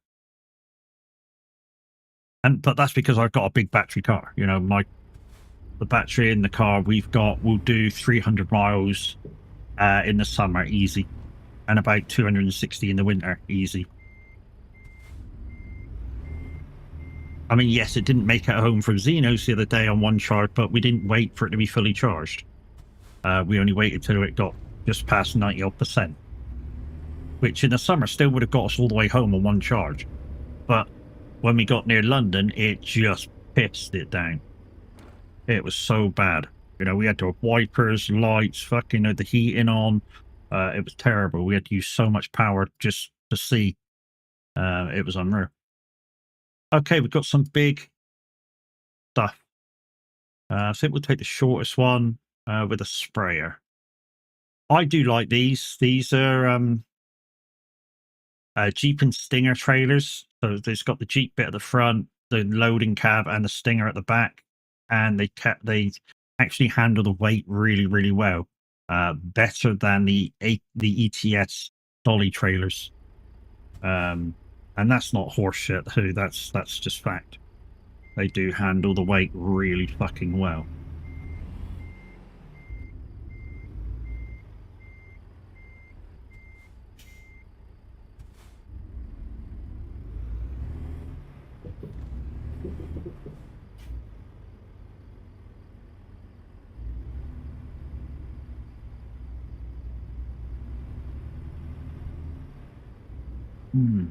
So there it is, and then we gotta freaking get it out of there. How the fuck are we supposed to couple that up?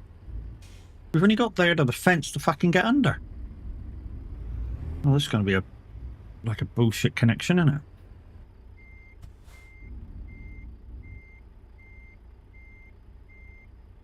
We're gonna have to try and get under it like this. Hoping that's worked. Yeah, it has. Yeah, boy.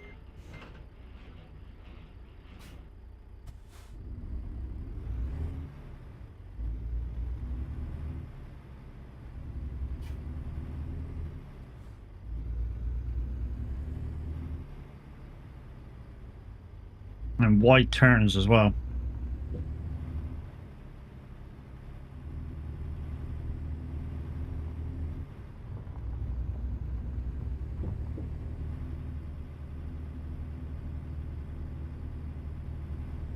If you're just joining me, guys, good morning, good morning. I'm on the most populated server on ATS. If you want to come and join me, I'm just leaving Bakersfield to go to Scorpio Rail Export.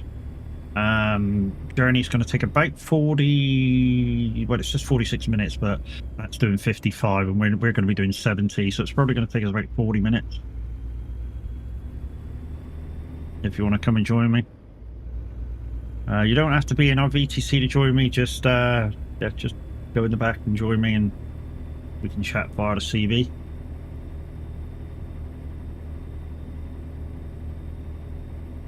I think after this job we'll take a little short break for a bio and another coffee.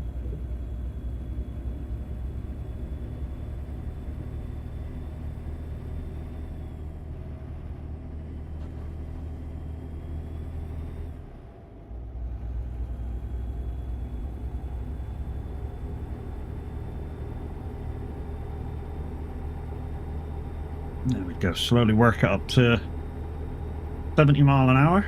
Now away we go.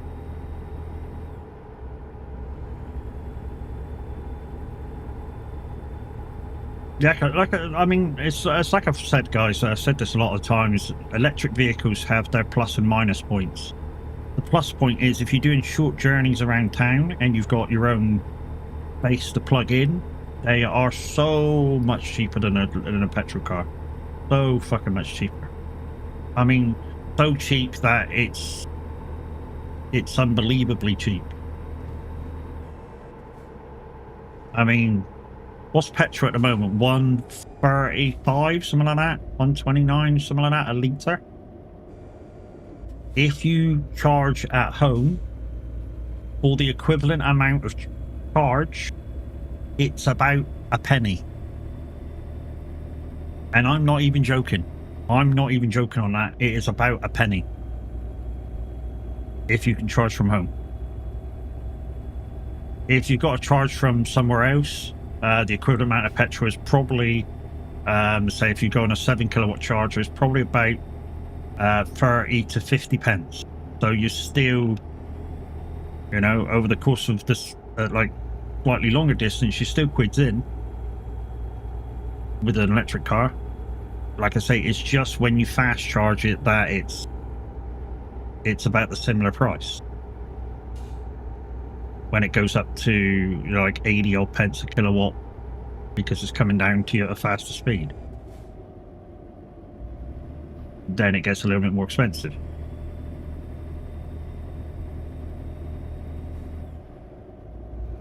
But it's use case scenario, you know, if you do 95%, even 90% of your miles around town, electric cars are the way to go.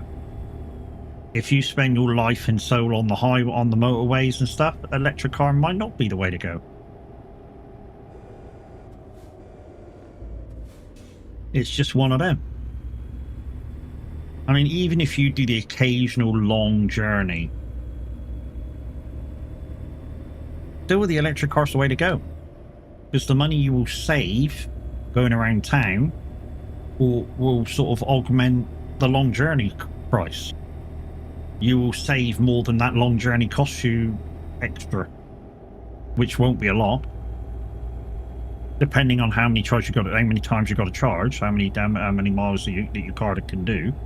You know, so if you've got a small battery, big car, just say range, I don't know, about 180 miles. Say if your car can do 180. In the winter, with the rain and heaters on, you're probably talking about 120 for the car's range before it needs to be charged again. But you know, you're not going to be stopped very long to charge it. You know, 120 miles is what, an hour? So it gives you a nice little break spell. So you just plan your stops. That's all the electric car, with owning an electric car, needs, really. It's just you looking at where you're going beforehand and go, right, we're going to stop there, we're going to stop there, we're going to stop there, we're going to stop there, if you're doing a very long journey, of course. You know, and if you've got one of these cars that can only do an hour's drive and then you've got to stop because you've got to recharge it, then you just plan it in that way. You know, so for me to go up to say if I was going to go to Llama in January, this would be my stops if I had to stop every hour. I don't, but this would be my stops if I got to stop every hour. So I live down in the southwest of the UK. So my first stop, which is about an hour away, would be kind of Bristol, so probably Gordano. And then from there, I'd probably get up to Strensham, which is just below Birmingham. And then from Birmingham, you could get all the way into the NEC, and the NEC's got chargers. So there's 3 charging points that I would need to charge at. Because my car has a bigger battery, I can get from here to the NEC in 1 charge. I can get all I need to do is full charge here, go straight up, NEC, charge. And then while I'm in this in Lama, the car's charging for cheap. And in that journey makes it cheaper. You know, so for the, say if I fully charge here, so I don't really count the charge here, of course, because obviously you would do that in a petrol car. You know, you would gas it up and then you do your journey, and then probably you'd get all the way up and all the way back and then refuel it, and that's how much you paid for the journey, of course. Which is probably about, I don't know, Birmingham about, well, I don't know, what would you say, 50, 60 pound maybe up and back. About a good round number, isn't it? 50, 60 pound from to do 200 and something mile twice, so 400 miles. Probably about the right price, 40, 50 quid, maybe 60 pound, depending on how big your engine is, how fast you're traveling. It's all relative, isn't it? So we'll call it 50 pound, just for argument's sake, 50 pound. So for my car, here to Birmingham, charging it in the NEC, £16. Come back, I put it in there, I put it in a park and ride, £16. 16 to £18.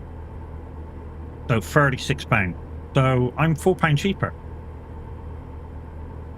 And like I say, if you do it the way a smaller charger does it, it would probably be more expensive for that particular journey, because you've had to stop and charge at a fast charger, which is more expensive. So that's where the smaller battery cars for me, if you can find the right car with a bigger battery, then you should do so, because it saves you money on the longer journeys. But if you only need it to go around town with, then it's absolutely fine. You know, you can plug it into the house. Totally saves you a shit ton of money.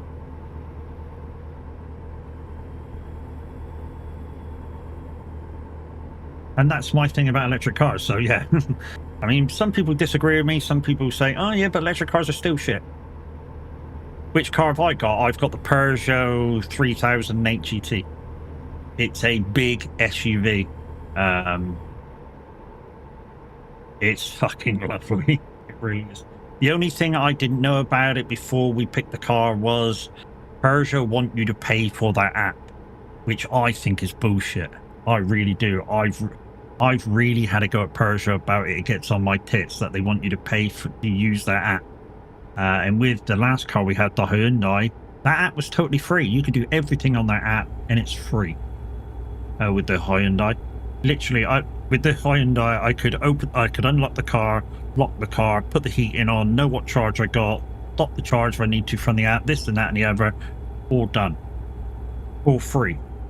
With Peugeot's app, they want you to pay £90 a year to do the same things. No, I flat out refused.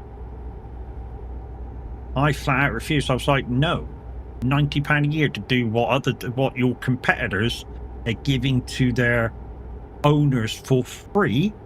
Kiss my ass. It's the only thing that gripes me about us having the Peugeot is that app. Otherwise, it's a great car. It's comfortable. It's, you know, it's nice to use. The sound system's good. The only thing really you have to get used to is it's got this little weird steering wheel, and you're looking over the steering wheel to look at your instruments instead of through the steering wheel. But you get used to it very quickly.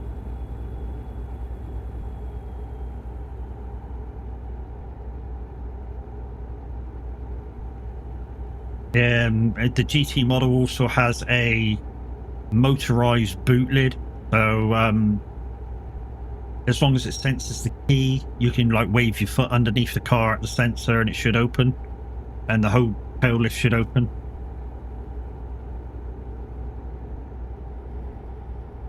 It's got like mood lighting inside the car, which I don't know, in some dark situations it can be a bit bright, even though I've sort of turned it right down. And I realised this driving home from Zeno's, because obviously we didn't get home till like 20 to 12. Started our day about 7 o'clock. In fact, we started on the road a bit late, but we didn't get back till 20 to 12. Yeah, you've got a Frontier, haven't you? Yeah, you said does about 180 mile, I think, on a full charge. We looked at it. I looked at it after you said, and it was like, yeah, it's a nice car. It's not got the range for me. We want at least 280 mile range, because we don't have a home charger. So for us, that wasn't viable. I mean, even the car that Tav's got a nice little car. I say nice little car, it's fucking huge. But he's got a nice car, but his car only does about 180 mile, which, you know, for around town is, like I say, is fine, absolutely fine. I've got a push bike. I've got assist on the gas board. Want to meet her? I don't. It's such a joke. I only mainly go to appointments. Random Aussie Gamer, how you doing, dude?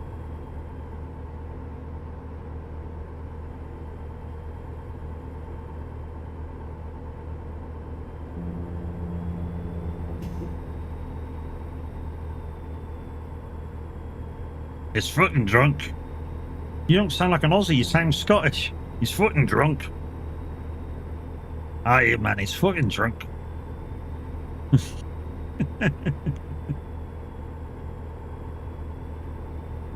Hello.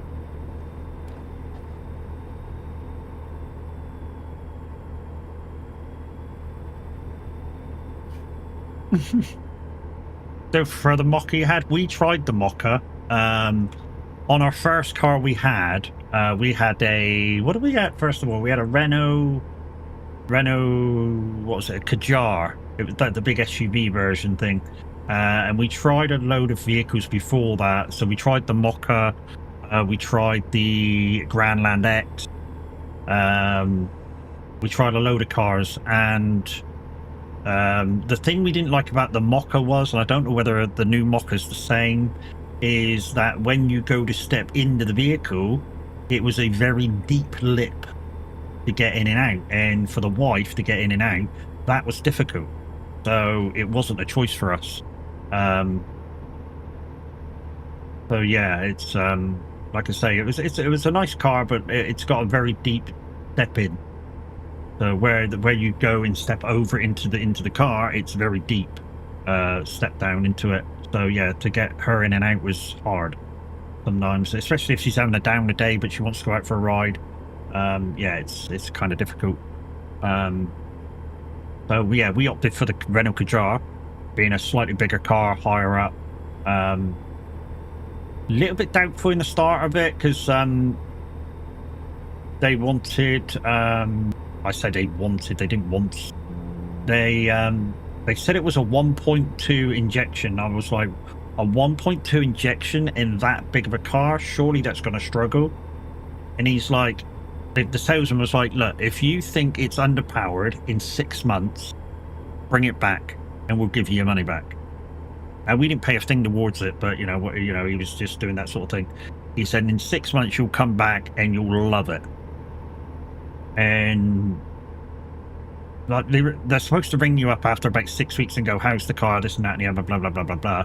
And I think they did that. I don't know, they might have spoke to the wife, they didn't speak to me. But when it came to the first service, because the way we get our car, it has a 12-month service on them. And yeah, I spoke to the same salesman. He came over to me. He said, "Hi, Mr. My name. How we doing? How do you like the car?" And I was like, "It's fucking lovely, mate. It really is. And he was like, I fucking told you that engine is perfect. I went, it's so fucking quick for a big car. It's unreal. And it's fuel efficient. You know, it's not, it wasn't just that it was a big car and it was very heavy and stuff. The engine was enough for the car, definitely. And it still was kind of fuel efficient on how big it was and how small the engine was. So it was kind of perfect usage for us. And then we went into the we had that for 3 years. We went into the Kona. We tried the electric Kona for 3 years, and that's how we got into electrics. We just thought, let's try it. Let's get the most miles we can for sort of comfort and stuff, and see where we go from there. And then if we don't like it, we can go elsewhere in 3 years. So we was like, yeah, okay. So we tried it, and yeah, because for the first year and a half. Obviously, I was working at the buses then, and at that time, we could charge our cars at work for free. For the first year and a half, I basically paid nothing to move that car around. You know, so totally saved money by being able to charge for free. And charge bases in the city, a lot of the slow chargers were free. So even the park and ride beside the company was free. Some of the city car parks which had chargers were free to charge. Obviously, you paid for parking, but it was free to charge. But now you pay for all of them. So even if you go into the city centre now and you need to charge, you pay for parking and the charging of your car. So is it worth going into town using your car? No.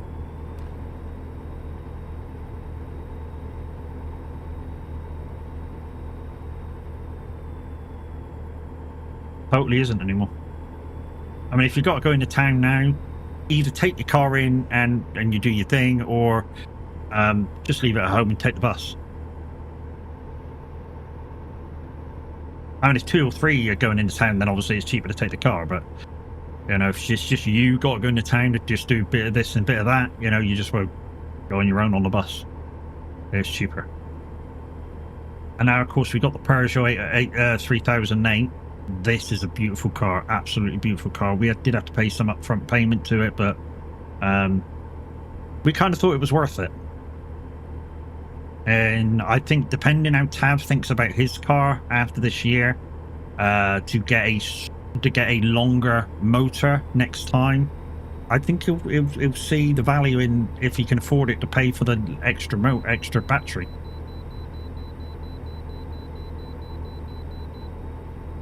It's certainly how we felt after the first one. We were like, you know, we've got 280 mileage in the first battery, although it would only do like 220, 230 on a long run.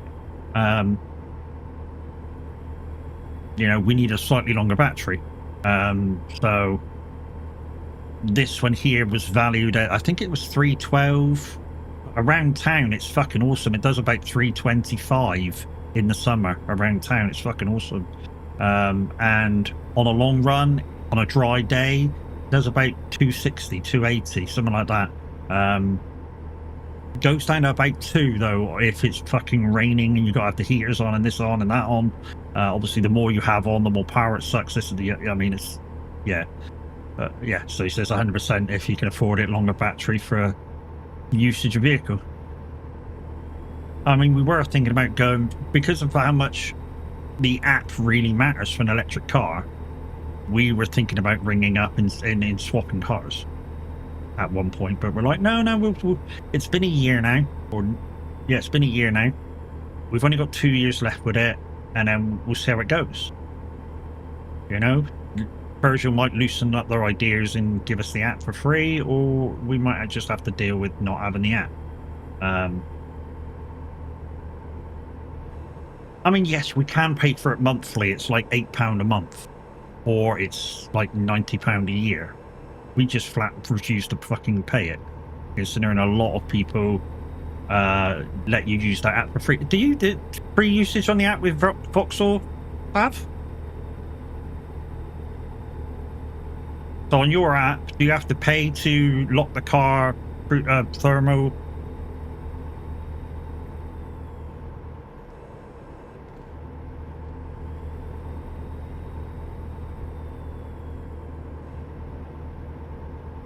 No. Yeah, for some reason Peugeot charged for that, and yeah, like I say, Hyundai didn't. To be honest, we were considering about going to Vauxhall for like a Grandland petrol, Grandland battery powered car, but they don't do one with a long enough distance on the battery for us. Like I say, because we've got no way of charging it at home, we need that longer battery so we can use the car for longer between charges. But our usage is mainly town with the odd long distance journey, which is like I just explained.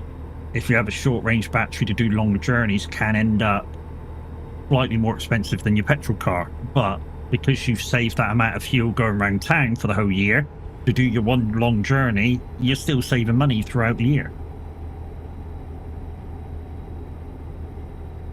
Do you think I know a lot about electric cars? I've done a lot of research. I literally, about a year in having the Kadjar from Renault, the petrol car, when we were talking about our next car, the wife hates me talking about cars because I start so early looking for them and coming up with options that she needs to choose from. Because at the end of the day, the car is for her, and she hates it when we go around and look at them. But like I say, look, this is the process. We have to start slightly earlier because of your good days and your bad days, and your bad days outweigh your good days. Whenever you have a good day, we got to go and look at these cars and see which ones are good for you. And one of the exercises that I have her do, which is kind of hard, is get in and out of the car, because that's where she has trouble. So she literally gets in. I go, how is it? Right, get out again. Now get in again. Now get out again. Now get in again. And she's like, do I have to get in and out all the time? Yeah, because that's where you struggle. So that's where you have to see whether that's good. I know it's tiring, but that's what you have to do. You know, even if you have to sit in the car for a couple of minutes to get your energy back and then get up and then get down again, you have to, it's a process.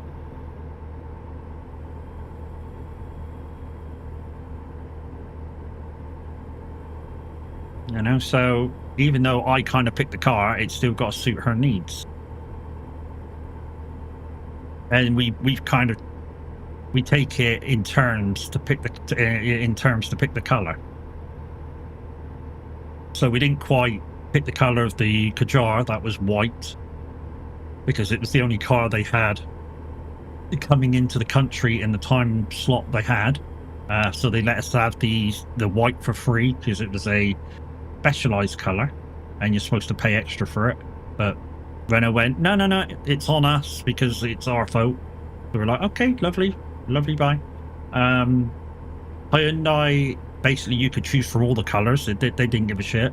And we chose, like, it was supposed to be like aqua blue, but they then changed the name of it. It was supposed to be like a really deep sort of like bluey kind of purple. It was when we looked at it in the showroom, like the paint spray off thing that they do, we looked at it and then we kind of took it outside to look at it better, because obviously that's how you sort of do it. You know, you don't just look at it in the inside. You take it outside to look at it in the normal light, and it looked a nice color. Gotta admit, when we got the car, it looked totally different. But hey, we had that car for a year, and it was a good car. I mean, it was a really good car, the Kona.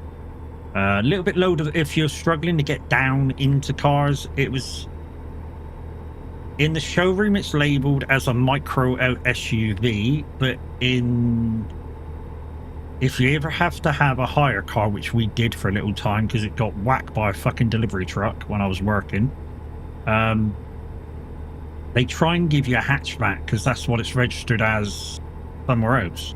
And I'm like, yeah, but a hatchback is too low to the ground. The wife can't get into it. Oh, this is the only cars we do. Well, fucking find another one. And a lot of times we had to ring Motability to go, look, we're having to have a hire car, but they don't have one suited to our needs. Can you do us one?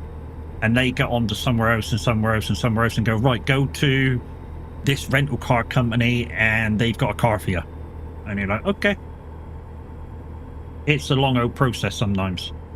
And then right near the end of the lease of the Kona, they started doing fucking the big SUVs that they do as courtesy cars for people who couldn't get down into their normal courtesy car.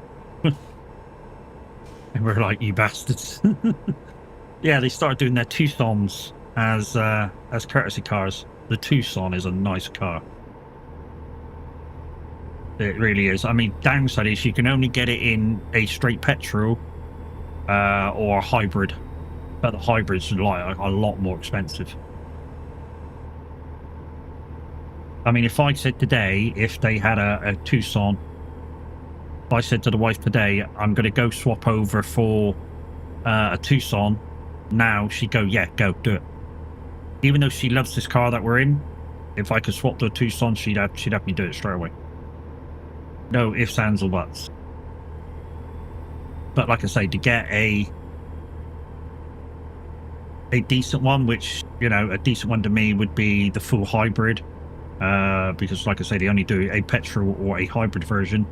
They want a lot of money in front, and yeah, that's just not viable.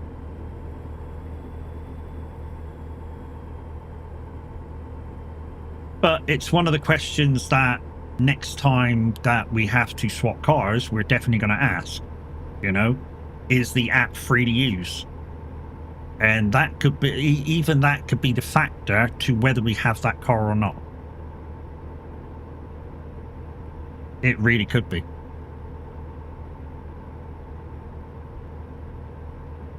I mean, because like I say, Persia want £100 a year or £89 a year to use their app, so you can see what charge you got, so you can use the climate control, what a lot of manufacturers give you for free. So in my eyes, I'm like, why do I need to pay for it?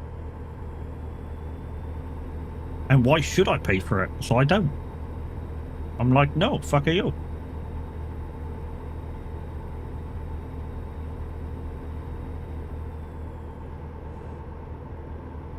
So yeah, suffering a little bit now. I mean, around town, it don't make that much of a difference not having an app. Really doesn't. I mean, I go to the car, I put the heating on, I go to the shop, I do my shopping, I come back, I turn the car off.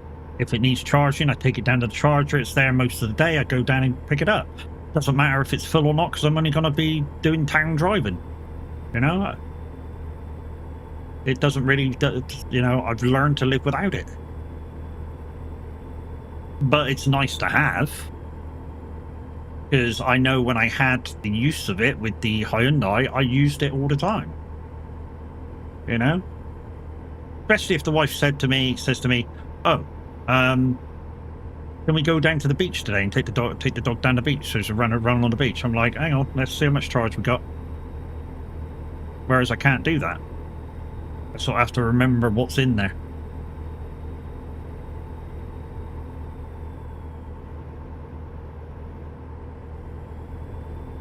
And I know some of you petrol lovers are going to go, yeah, I don't need to do that in a petrol. You know, if we need petrol, we just go to the petrol station and just whack them in. Yeah, but you can do that in an electric car. It takes slightly longer to do it, but you can do that in an electric car. And like I say, if you're charging it at home, it's done. You know, you've plugged it in overnight, and by the time you wake up to do stuff, it's charged. Unless you've got like a 300 mile range and you've plugged it in like 11 o'clock at night and expect it to be fully charged in the morning. Not happening. I mean, don't get me wrong, an 8-hour charge will get you to about 90%, probably, if you've got a 7 kilowatt charger at home. But it won't get you all the way, you know, in 8 hours. Takes a little bit longer. Probably about 10 hours, you'd have a full charge.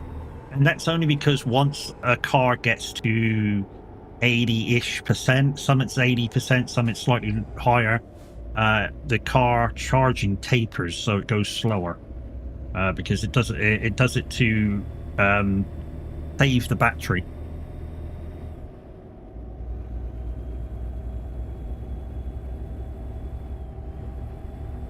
And to be honest, if you if you're only using the car for town driving anyway, they recommend that you don't charge the full every time. They recommend that you stay between 80 and 20. So let the car go down to 20% left, charge it up to 80. Let it drop down, go up, let it go, let it go. And that's the most easiest way to keep your battery healthy, is to keep it in between 20 and 80.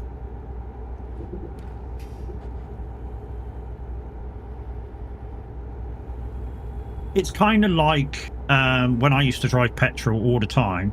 It's kind of like I would never let my fuel thing go into the red to suck up that last shitty bit of fuel in the bottom. No matter what the age of the car was, I never let my car go into the red, ever.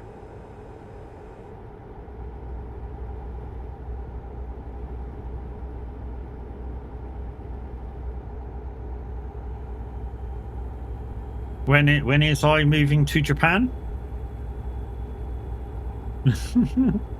Are you moving to Japan, Eric?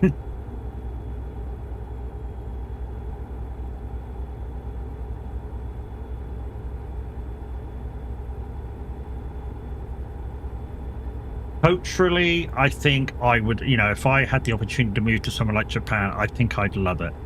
Culturally, it's fucking glorious. The respect that people have between each other is fantastic. Getting used to all the silly little laws that they have, that's hard. Because they do have some weird fucking laws.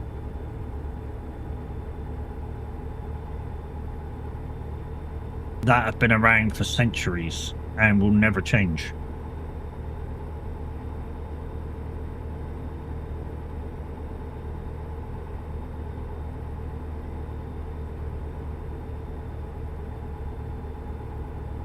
I think only till recently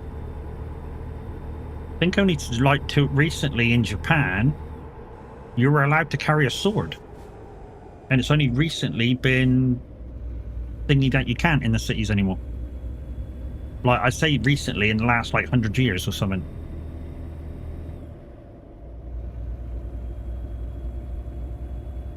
Yeah, and I'm the Prime Minister of Japan, but I need to be in Japan for that. Yeah, right. Don't believe you. Yeah, if you've been playing World of Warcraft or something and you took over Japan or some shit, huh? Hey? Command and Conquest or some shit, you know what I mean? Have the Sims got a...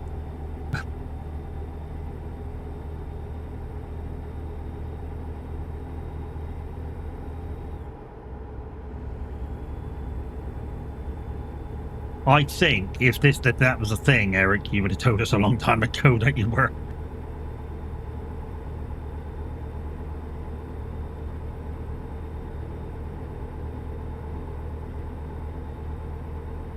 So guys, in about 10 minutes time, we're going to take a short break for a quick bio break and for me to make another coffee. I shall be leaving it on the clip screen because we've had nobody buy StreamLeaks cards. And to be honest, today it's not really, even though I've got the link up, it's not really worth buying StreamLeaks cards because it's reset day tomorrow. So tomorrow it'll all be reset and redone, and yeah. Eric route Oslo to Dubai with Emirates, then transfer to Tokyo. Japan. Emirates is supposed to be one of the best big airlines. Apparently they take care of you really, really well. I'm going on what people have said from reviews and stuff, but because I've not done a long flight. Like I said, I'd like to go to America, but being on a plane that long, it don't really block my boat.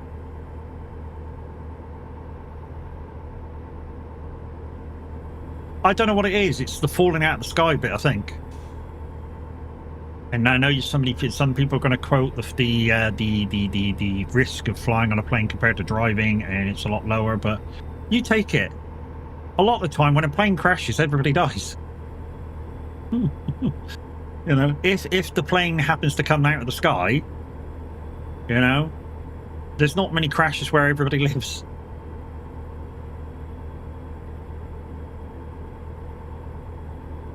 You know, it's normally quite serious when a plane drops out of the sky, you know what I mean? Jer's got to go, catch you later. No worries, mate. I'm thinking you're off to work, dude, or something like that. See you later, bro.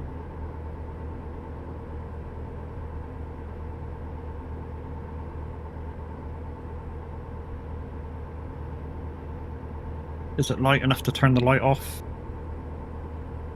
Yes.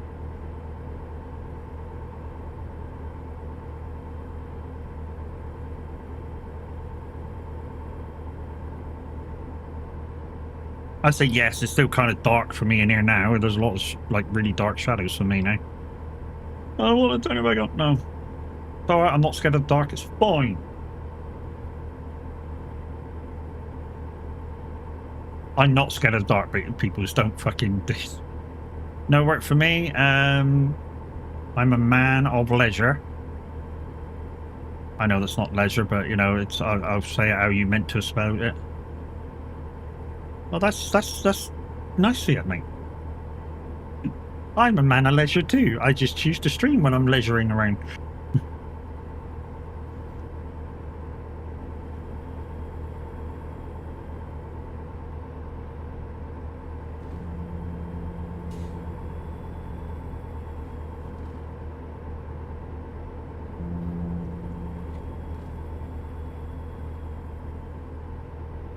So yeah, 6 minutes, guys. We'll take a little short break and make another make a coffee, and yeah, have a little short bio break, and then we shall get back on the road for about an hour or so, and then it'll be raid out time to the average Viking and be shopping time for me. Yeah.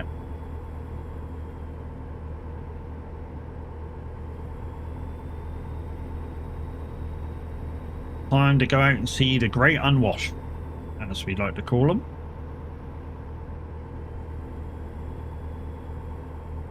The randomized people of the world that, you know, back when COVID was a thing, we used to be scared about going out to meet. In fact, COVID is still around. It's just not, I don't know, not a thing to talk about anymore. Although a few people recently have come into various chats and gone, such and such of a member of my family has caught COVID. It's still a thing, but it's not so much of a thing now. I mean, even the fact that if you catch COVID now, it's optional for you to go to work with it. I mean, literally, the last time I caught it, they literally said at work, you can come to work if you want to. And I'm like, would you want me to come into work with COVID, mate? For you to catch it? And they were like, no. And I was like, a bit of a stupid question then, isn't it?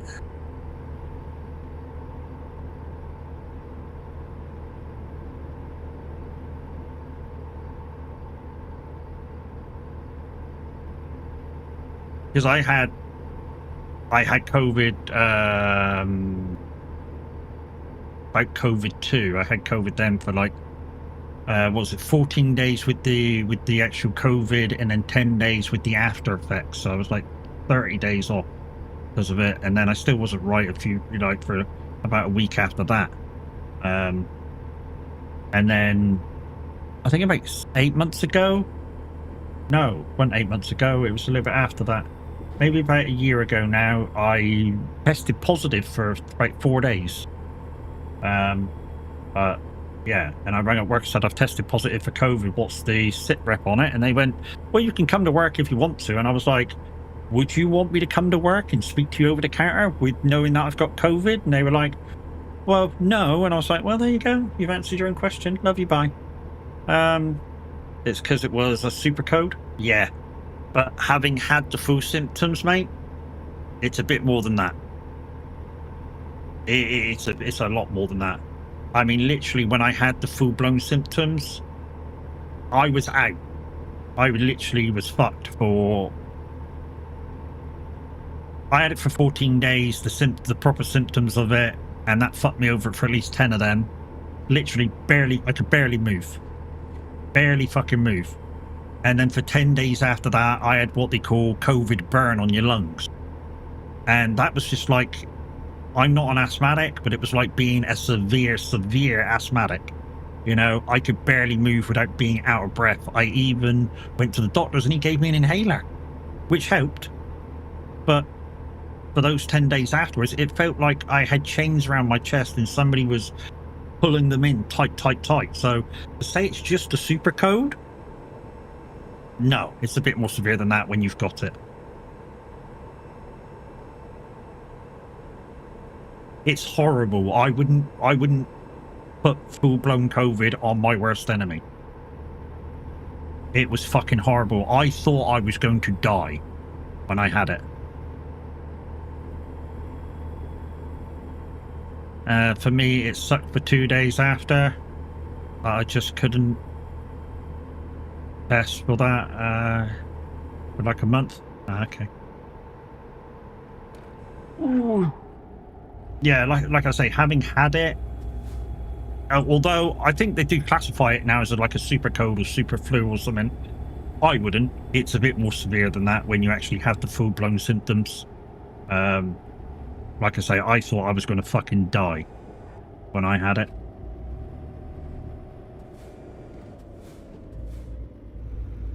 And the after effects for 10 days, having like what they call COVID burn, that was horrible as well. You know, that was really horrible. Couldn't hardly move without being out of breath. Even going up to the doctors was a struggle.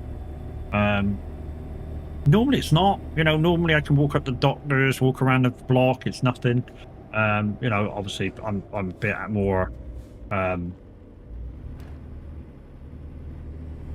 unfit now because I've been sat in front of my computer for weeks and weeks and weeks. But you know, I used to be able to do the trip up to the doctors, could run up to the doctors, in fact, and it wouldn't affect me. But now it's a bit more strenuous. Again, I live in Texas, and our regular codes still most, yeah. But they kind of, because of your climate, they kind of are slightly stronger anyway. Right. Like I said, guys, I'm going to go for a short break for a bio and a coffee, so I shall be right back after my clip reel. Like I say, I'm putting the clip reel on because nobody were activate the stream loops giveaways this week. I'm going to suggest you guys don't, because it resets tomorrow, so you know, make the most out of it tomorrow. So I'll be back in 2 minutes.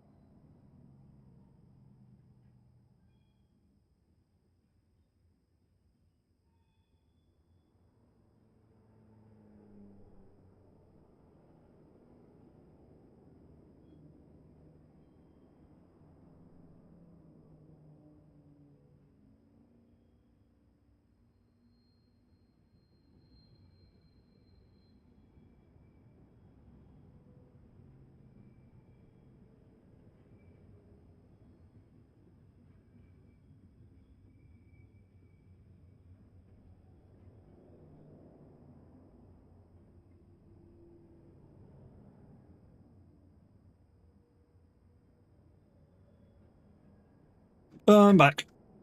I didn't want to make a coffee. I've got a bottle of juice here I'm going to drink instead. So we're just going to have that instead.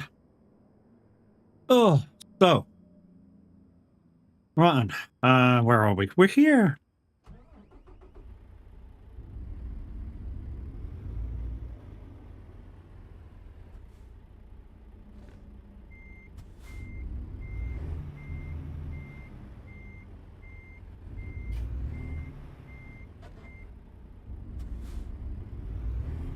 Thank you for hanging around, guys. Much appreciated.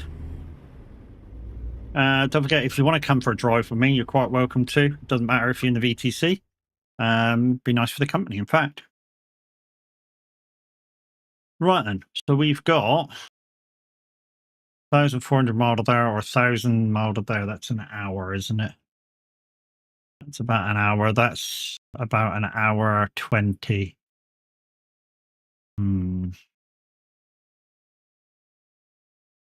I think we did that one. We might be able to get a short job in afterwards. So let's do that one.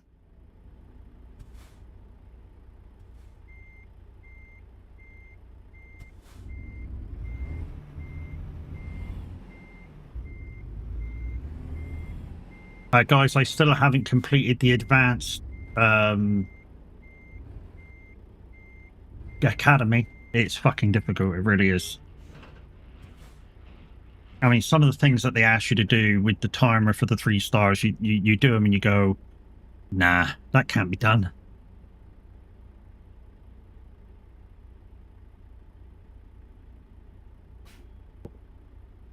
You really do. I mean, I tried. I mean, on stream, if you saw that stream, I tried like 6 times to do one thing. And even the way I do, even the way I reverse, which is outside the cab, it was super duper difficult. Super duper fragilistic. Expialidocious difficult.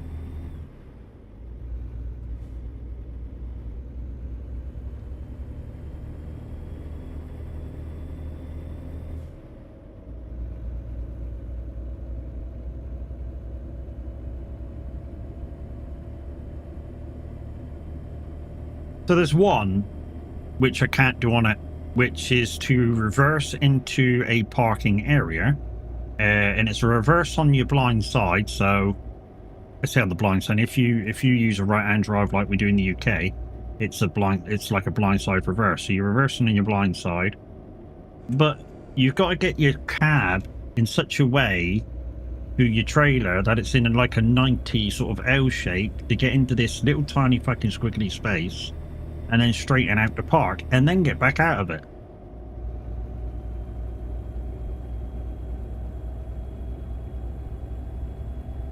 In a fucking, like, a certain amount of time, which is stupid. It's like a minute or something. It's like, there's no way you're doing that. And you got to reverse around a slalom. So reverse with your trailer around the slalom and get into this space within like a minute. It's no, you're not fucking doing that.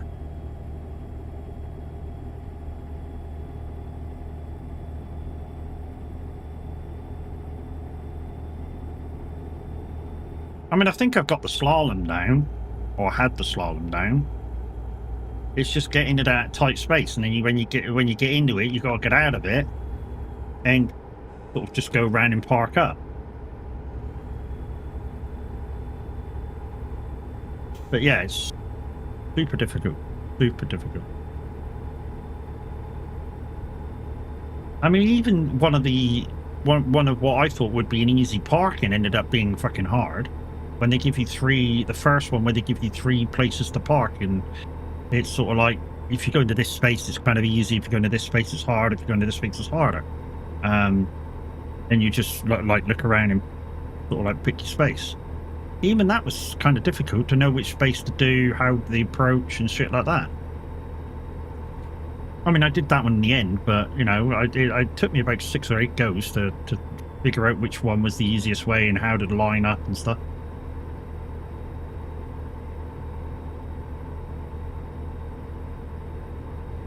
But the first academy, I think everybody should at least attempt once.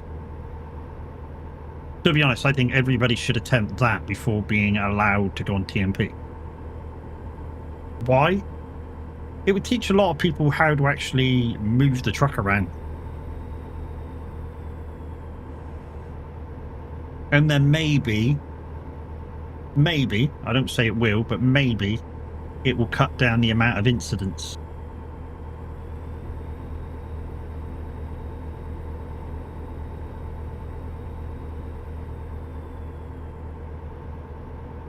I'm not saying it will, but maybe. Because I know a lot of incidences on TMP are caused by stupidity and speed. I mean, you look at 9 out of 10 instances that somebody like Krulex puts on his stream when he's modding for TMP. 9 out of 10 will be clear stupidity or speed related.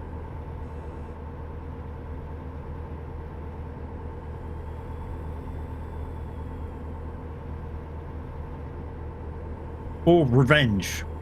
That happens quite a lot. Revenge whacks.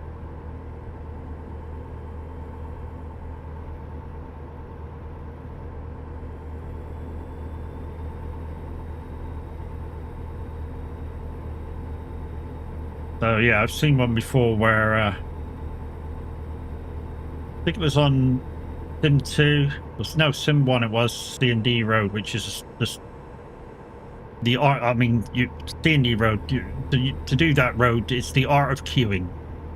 You're not trucking, you're queuing. It's the art of queuing. But there was a couple of trucks that were on like a dual carriageway bit, and it was fairly clear for a minute, which was strange to say for the C&D Road. And this guy come round but cut in front for the single track, and the guy behind just didn't like it. And then 5 minutes later, I think they were having a conversation, and like a few minutes later, the guy behind just totally writes the guy in front off. And it's like Krudix was like, you can't have that, mate. Yeah, you cut in front, you might get a little bit angry about it, but you know, that happens in real life. And being a professional driver, you're supposed to watch out for that kind of shit. It's not very nice when it happens, but you sort of just slightly bitch about it in your cab and let it go over your head and carry on your day. Otherwise, like hours later, just watching that truck in front's going to get to you.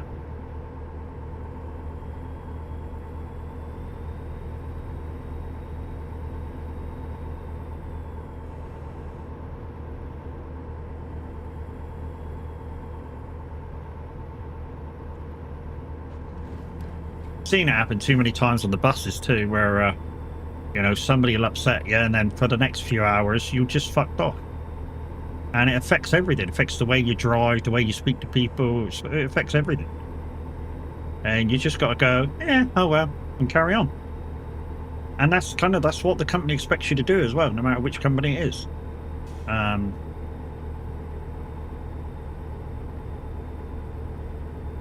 You know, they expect the driver to go, oh well, because you're supposed to be a professional. Now, some of these instances you see on TikTok and that, yeah, they do happen, but they're super duper rare. That shit doesn't happen all the time. I mean, like the funniest one that I've seen was a London bus, dual door, so it's got a door just here for passengers, and it's got a second door halfway back, and that's where the disabled ramp is. Now, there was a guy, hit this TikTok video because that I watched ages ago, where there's a guy waiting at the bus stop, just waiting for the bus to stop and stuff, and as the driver goes past, the driver must have went, do you want me? And he goes, yeah. So, you know, the guy positions himself at the disabled entrance, the door's open, the ramp comes out remotely, which doesn't happen on our buses down here, and the guy's just about to go on. Straight after that, another wheelchair user comes along, bashes this guy out of the way, and they're having a punch up in their wheelchairs, trying to decide who's getting on the bus. And it's like, what the fuck?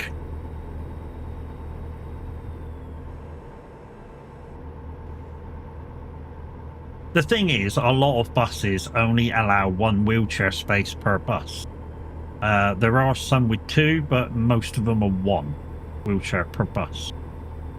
And a lot of the double deckers have down here have a wheelchair space and a buggy space.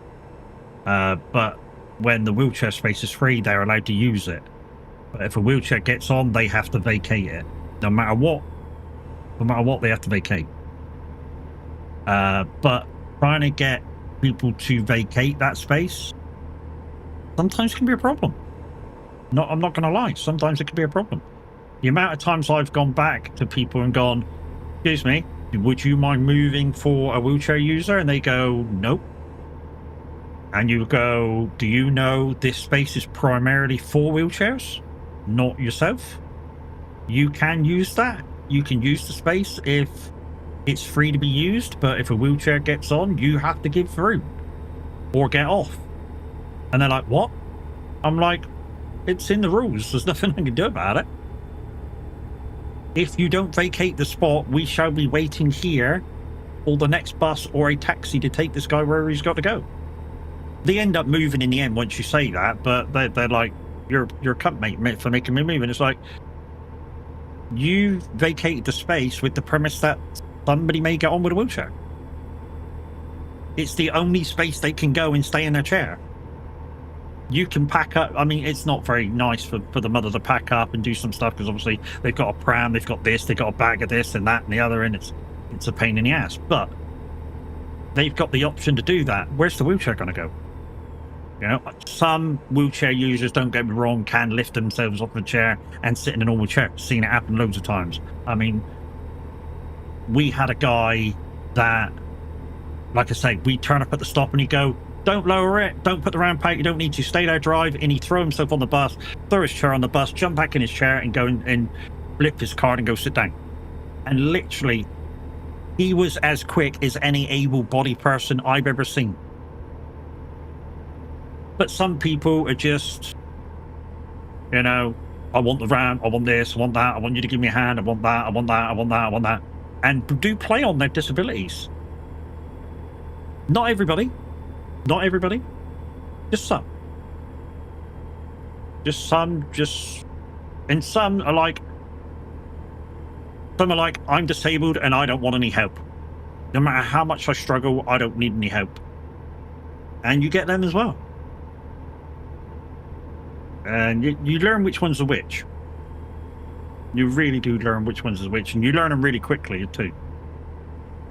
Because like I say, the guys that, like the first guy, that can get on fast as anybody, you learn if it's that guy. Because obviously you remember that he's gone ding, ding, ding, ding, ding, ding, ding, and he's on. And he's in his chair, and he's in his space, and he's whatever, he sorts himself out. And you learn which ones need all the help, because they want all the help, or the ones that don't want any help at all, and stuff like that. You learn which one's which. And like I say, I think the funniest one that I've ever seen was, and I've said this story before, but I haven't told it in a while, was when I used to do a rural route down along the seaside route from where I live down to Newton Abbot, which is a town just south of me. But the bus used to run all the way along the coast. So it used to go from where I am to Starcross, Dawlish, Teignmouth, and all that lot, all the way down the coastline. Absolutely beautiful route. It took about 2 hours to run from end to end. And then, like, you got a 10-minute turnaround, and then you came back. And most of that turnaround is loading passengers to come back the other way. But we used to get a guy, well, yeah, a couple, like an elderly couple on the way back. Well, used to get them on the way out as well if they were going home. And this will make you laugh. So you'd get to your bus stop, you'd realise that they were there, you'd get in nice and tight, you'd lower it down from them, and literally you would have a gap between you and the curb of, like, I don't know, 5 mil maybe, and like the height would be about the same, 5 mil. And she would shout in the bus that either that you were too far out or too high up, and for the guy to watch his step. Now, on another journey that I did, and he just got on, I didn't lower it, I didn't do anything to it, and he got on perfectly fine. And I said to the guy that day, I said, are you slightly hard of hearing, mate? And he said, why is that? I said, well, when you get on with the wife, she always shouts. Oh, yeah, she does that. It's just her way.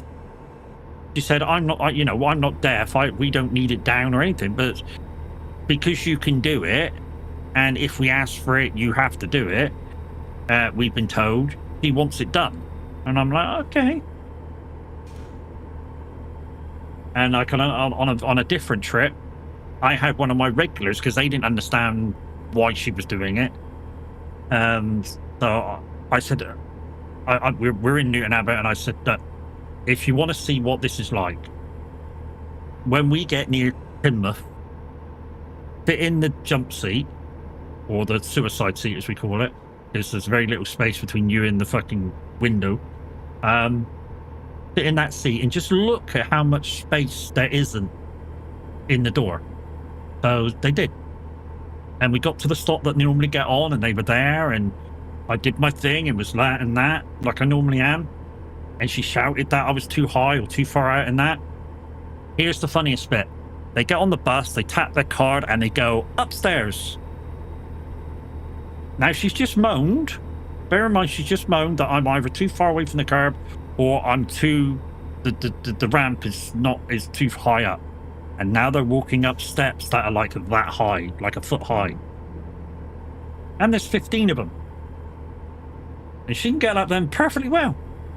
And even if the ramp, the kneeler wasn't down, it still wouldn't be as high as any one of them steps. But like I say, this woman sat in the jump seat and she looked at what was doing. And as she shouted out, I could see this woman in the jump seat laughing her head off. Now, this couple didn't have a clue what she was laughing about. And as soon as they disappeared upstairs, she turned around and went back to her normal seat, and she was pissing herself. And she told the rest of the regulars about how close and how high I was off the ground, and how this woman was moaning. And after that, whenever this couple got on, they all fucking pissed themselves. It was so funny.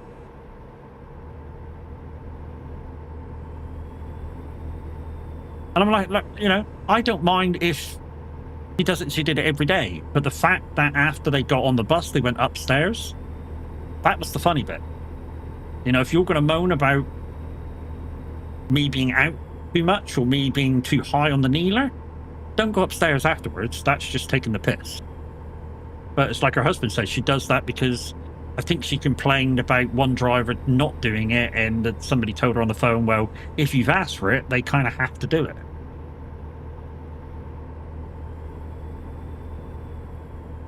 I mean, as a time-saving exercise, I never used to do it unless I was asked anyway, even if the person was able-bodied.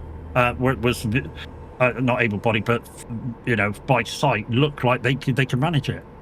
That wasn't being disrespectful to anybody. But if you asked for it, you got it.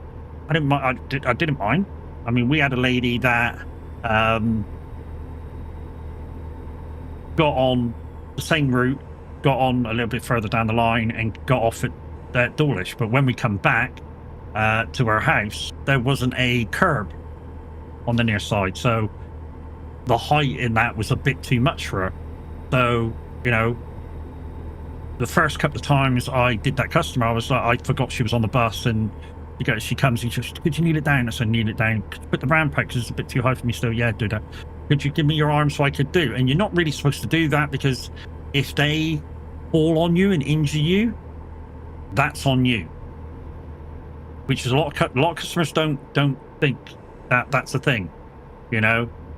It's like helping a person on with their shopping. If you injure yourself helping a person on with shopping and stuff, that's on you. That's not on the company. If they can't get on with their shopping, that's on them. Same as, I don't know, if they go to the builders merchants and they have a big fence panel and get on, which they are allowed if it's quiet. If suddenly there's a lot of people on, you've got to tell them to get off, because the fence panel's taking up space for people. So you just make them aware of the fact that that's the thing. Which is why the buses don't take bikes unless they fold up. Because a bike takes up space for 2 more people. And some of you will say, no, it doesn't. It's not that wide. Well, you think about it. It's fucking long. And a lot of people won't stand it up on its front wheel, so it only takes space for another person.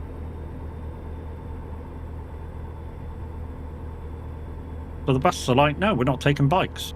The only time I will take a bike was if I was doing rail replacement, and the only reason why I did that is because the railways take bikes, and if I'm quiet and I know it's a quiet run, I'll take a bike. And I make them aware of that too. I go, look, today I'm working on behalf of the trains, so normally this is a straight no, but I know this route's going to be quiet today at this particular time, so because I'm working for the trains, I will take that. Do you understand why I'm doing this? Because if you then try and get on a bus on normal service, they're going to flat refuse you, and you're going to go, and you know, that's the thing. You know, you're going to make a scene when there's no need to be one. And they go, okay. And when they get to the other end, they're like, thank you very much for taking me. I know you didn't have to do it, da da da da da da da. You go, okay, lovely, thank you, bye.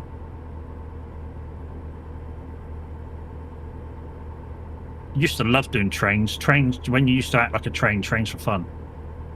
The funniest bit about it is people still think you're a bus.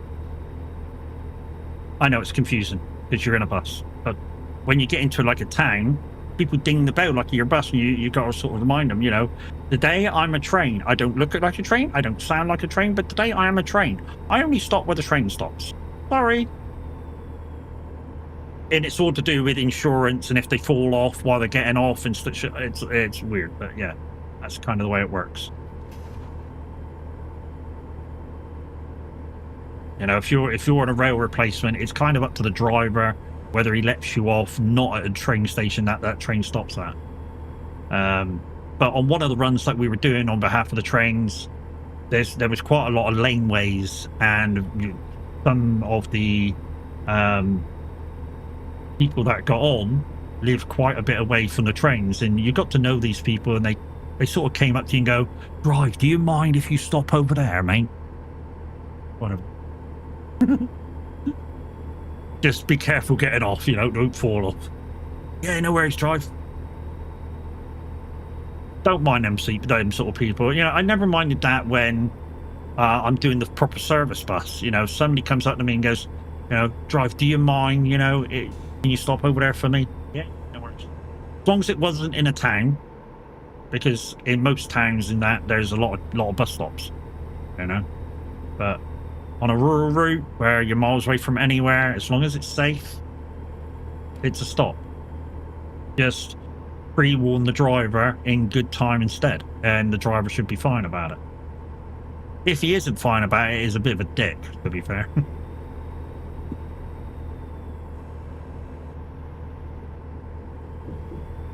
The life of an IRO bus driver, eh? The life of an IRO bus driver. Anybody play any of the bus sims? Bus Sim 21, Bus Board, or anything like that? I know a few of you have. That's kind of similar to what it is in real life, but obviously Bus Board, you don't have to deal with the customers and all the irritations of being a bus driver. In Bus Sim 21, you kind of have to deal with some of them, although some of them you wouldn't get involved in. You know, a person sleeping, you wouldn't necessarily get involved in that as the driver. I mean, you'd have a go at waking them up, but you wouldn't necessarily give them a nudge or whatever. You just let them stay on the bus until they got to the end of your route, and then somebody else would come and deal with them. As a driver, you wouldn't necessarily deal with them. Music is kind of a weird one. Loud music, you kind of just warn them that, you know, keep it down. But if they don't, fuck what you can do. People not paying for their tickets. There used to be that you used to just wait for the police to get there if you phoned them. Now you get the choice of waiting for the police or just letting them travel for free. Because today's bus drivers should be non-confrontational. According to the last training I had. Red, morning, how you doing? How's your day been? How's work?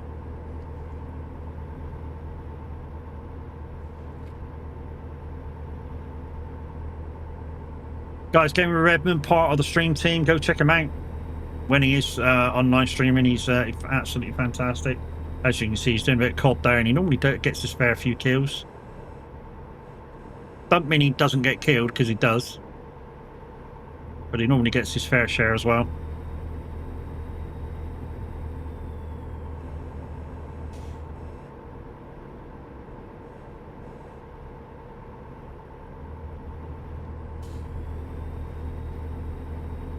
Just started my first job, aka last job of the day. First and last job of the day. Holy shit, man. So, short job, long job, or just long travel?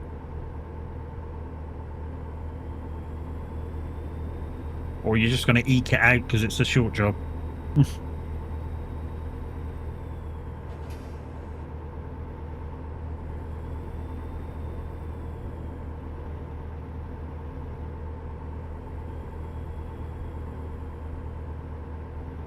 Probably an hour's work, but it's only 20 minutes from the house. Okay.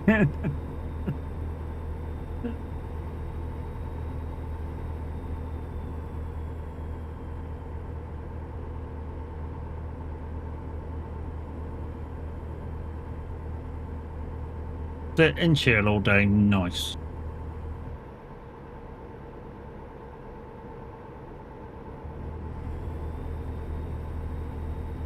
The downside is with that, I don't think I would even go home if I had a job like that. You know, you go to one job, you do an hour's work, and you know, you're going to go back home again.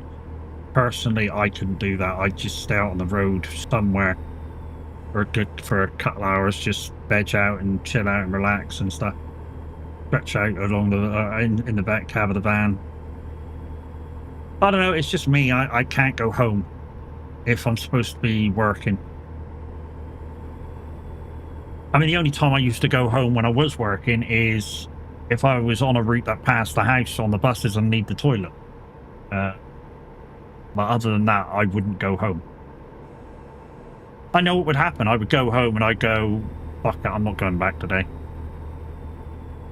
Which is why when they offered me, or the buses offered me, split shifts, I was like, no, don't give me split shifts. And they were like, why? I was like, if I go home, I'm staying home. And they were like, oh. I was like, yeah, oh. But if I go home, I'm staying home. I will not come back to work. And I know I wouldn't. I said, oh, so I'll just go, come in, do my day, and that'll be the day done.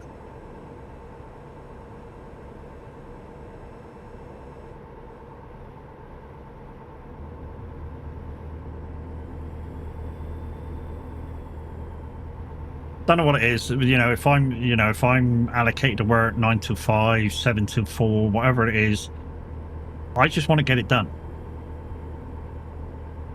Get it done, have my break, and, you know, just do the work.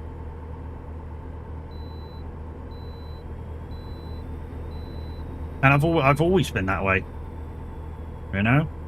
When I used to work at the farm, it was 6 till 6, basically 6 till 6. Very little pay because the guy was a tight ass. But yeah, I used to get in, do everything that I had to do, and, you know, whenever we had a big sort of rest period, say, I don't know, on what day didn't I go to the markets to work for the market? I think, well, when in the start it was a Thursday because I never got paid for it, but in the end I actually got paid from the market to go. So but they took a while for them to say, yeah, we'll pay you for helping out. But yeah, well, at the start, when I started at the farm, Thursdays used to be a boring day because at the start I used to stay at the farm. So I do my morning work, help the farmer load the calves to go to market. And when he left, there was basically, he left us a list of jobs, and if we did those jobs within a good amount of time, we had like 3-4 hours before he got back, before we did anything. You know, and it was boring as fuck. Because we literally just sit down and eat coffee. Eat coffee, drink coffee. Wow, it wasn't that bad. But we had to eat coffee. But yeah, we sat down and just drank coffee all day. And just, I don't know, answer the phone to people. And take messages. Very unfulfilling day. And then it was like you got back and you unloaded the calves and did this and did that and walked the grounds and fed the calves and bed, you know, made sure they had bed in and shit like that. And yeah, the end of the day gone. We'll go home again. And so it was like 3 hours work, 6 hours rest, 3 hours work, done. I would have preferred just doing the 6 hours and fucking off home, but you know. it was the most boring part of being in that job. But the nice bit about being in that job was if you're an animal lover, you got to see animals up close. You know, calves, sheep, cows, dogs, rats. If you like rats, you know, you saw rats. It's a farm. Rats are a thing. I don't know any farm that doesn't have at least one rat on. Rats are guaranteed with farms. Why? You've got feed around. Feed for your animals, that's rats. You've got probably a dung pile, manure pile, that's rats. They fucking live in it. So yeah. So you're guaranteed to have some sort of, you know, a few rats around at least.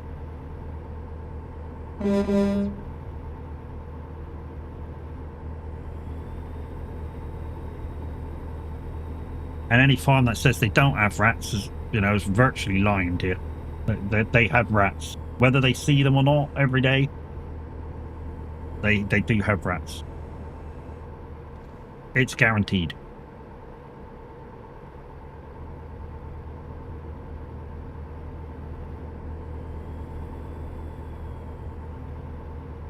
I mean, you don't really take that much effort in preparing the feeds and stuff like that you're not going to spill any.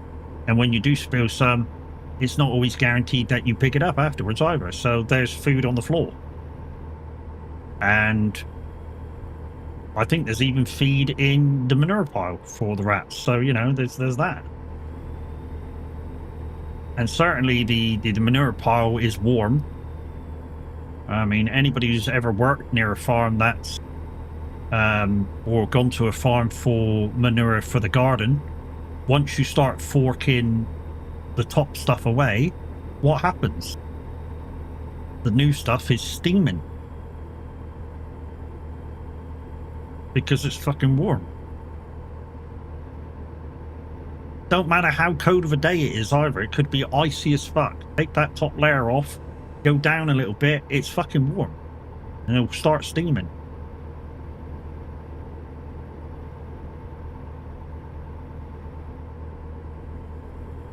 Seen it too many times.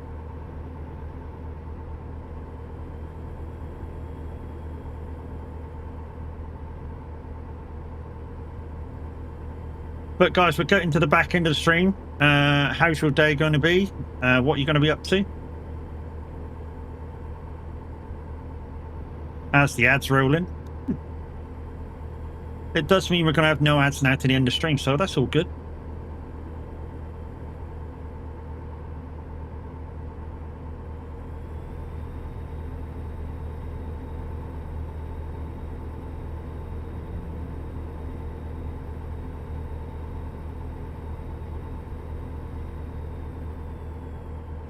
You got an appointment to go to? Okay. I know Tav's going to be streaming later, so you don't have to answer. He's going to be streaming right after me at 11 o'clock. He hasn't been on the farm for a little while, so he's probably going to be on the farm. Not sure which farm he's going to go on. I'm going to guess on the new community farm of the Highland Fishing's map.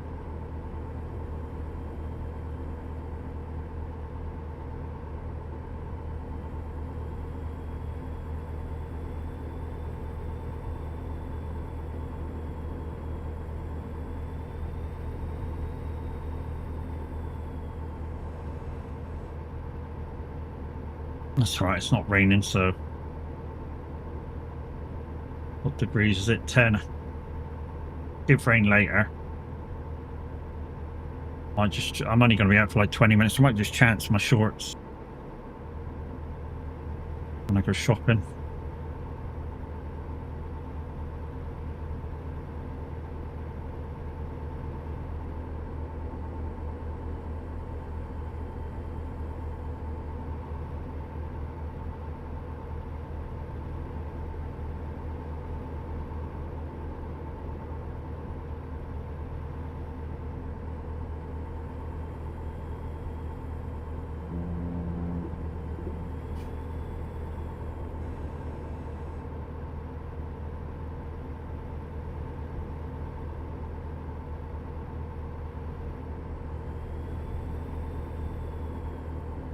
Ugh. We'll wait for the ad to finish, and then we'll see what you guys want to watch tomorrow. I got a few things I could do. Obviously not SnowRunner, not Roadcraft, because I really like for some of you guys to get involved, and some of you guys obviously are not available till later on in the day. So it'll be another early morning stream, because like I say, Minute's not around till Wednesday, so I should be here tomorrow morning. But like I say, we'll just wait for the ad to go, and then we'll see what you guys want to see.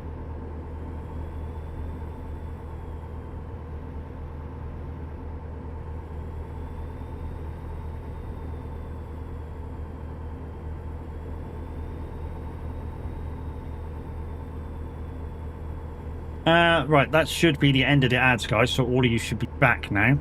We were just asking what you guys were doing later on today, and another question which I was asking while you guys were on break was, what do you want to see tomorrow? What would you like to see tomorrow from me? I was thinking about doing my weekly races from iRacing. So there's that. Of course, there's trucking, ATS or ETS. Not SnowRunner or Roadcraft, because I saved them for afternoon streams, so that somebody like Kev can come and give me a hand, because they're not available first thing in the morning. We could do Firefighter Sim. I haven't played that in a little while, so we could do that. But what would you like to see from what some of you know I have?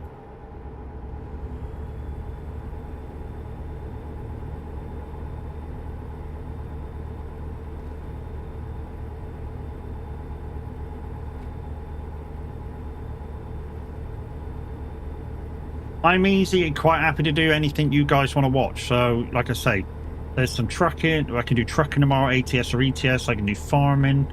I can do Firefighter Simulator if you guys want to see that, because I've not completed everything on that one.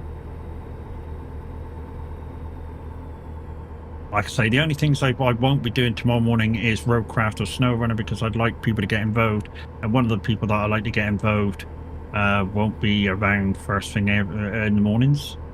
He's an afternoonsy person.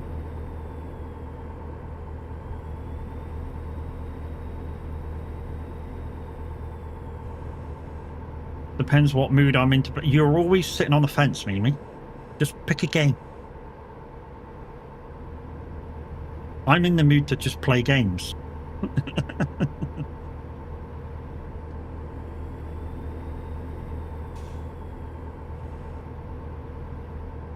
You know, so we could go trucking again. I think we'll toss it up, though. If we go trucking again, we'll do ETS maybe. Like I say, we could farm tomorrow. Although farming will get me thinking about numbers. And I've done pretty well in the last couple of hours not to think about numbers.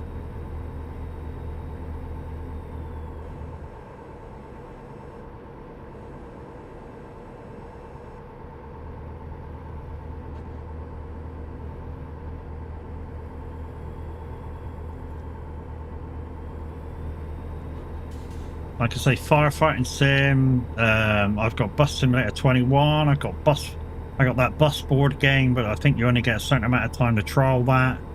I'm not like the others. I will not tell you what to play. I know, mate. But some idea of what you'd like to see would be nice. You know what I mean? Or what you guys would like to see tomorrow. Just to give me ideas what you want to see, you know? I mean, if you just want to see me, then yeah, okay. Like I say, I was thinking about racing, so we'll have a look see how many races we got to do tomorrow. We'll have a look at the schedule after stream when I get back from shopping and dive through them. Which will mean all HFXs will be turned off. So if there's any mods in tomorrow, you will have to do all the shout-outs yourselves. There will be no walk-ons or anything. They'll be all off. If we're racing.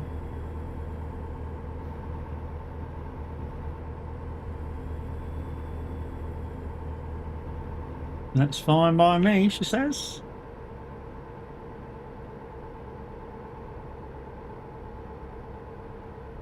I know we were racing on Saturday for 4 hours, and if we race tomorrow, we'll be doing like either 2 or 3 races, depending on how many there is to do. I think one of them I can't do. One of my weekly races I can't do for like 3 weeks because there is none for me to do unless I buy the car. Can my shoulder take it? We'll fucking soon see. It's a little bit achy. It'll be kind of fine tomorrow, you know. What I'll do is I'll put the shoulder strap on, and then it'll be right. We'll heat the joint up. It'll be right.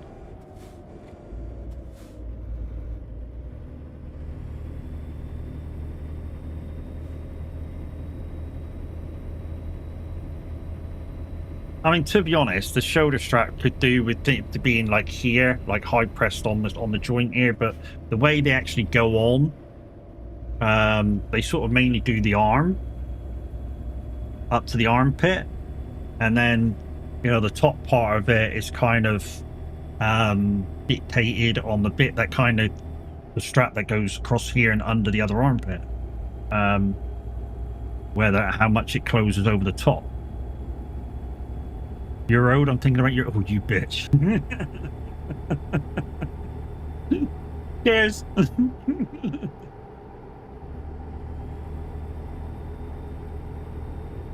That's not nice. Queen bitch, please.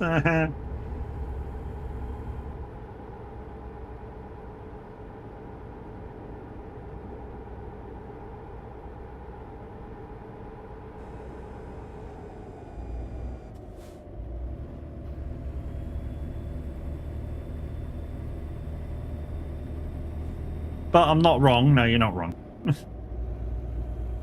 I do have to sometimes watch the shoulder, guys, which is why a few months back when I was really suffering with the shoulder, I couldn't do much racing.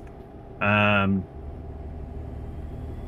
when it is on good form, as I showed the other day, I can do as much as anybody. You know, I did literally 2 1-hour stints, and I only really stopped because like I said, the class that day, no point killing ourselves on the road. It really wasn't, and I needed a bio break. Have you got any racing over the weekend? No. I've looked. There's nothing scheduled for the Nuremberg Endurance, and the next one I could do is, I think, December the 6th. This is the next track I got. Unless I buy tracks, which at the moment funds are short.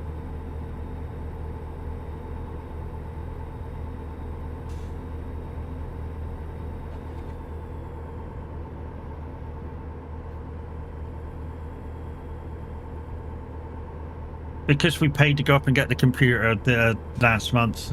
Sorry, this month. Well, kind of last month to this month. Last month's money. We're kind of short this month, so yeah, we just need to get through till payday, and then start the budget in all over again. It will start getting better next week, a little bit.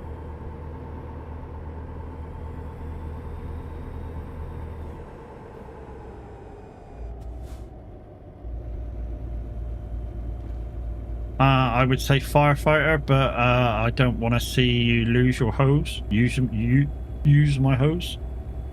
Wow. Do you know, when I play Firefighter Simulator, I barely use the hose. I know it's weird to say, I barely use it. You know, I go on straight away when I get to the fire. I know what you said. You don't want to see my hose in my hand. I didn't want to be that crude. I sort of exited the fucking last bit. Ah, needy.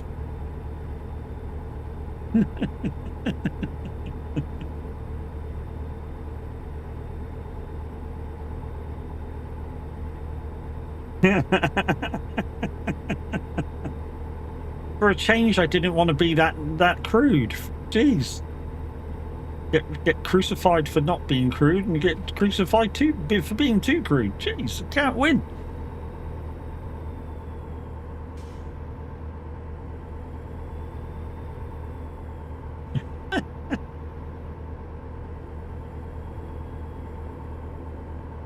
But you did earlier.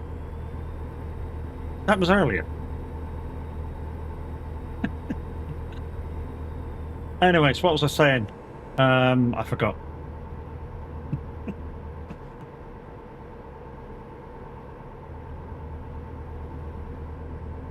Hey, it's Mad Max. How we doing, buddy? I'm good, mate. I'm good. We're just deciding on what I'm doing tomorrow.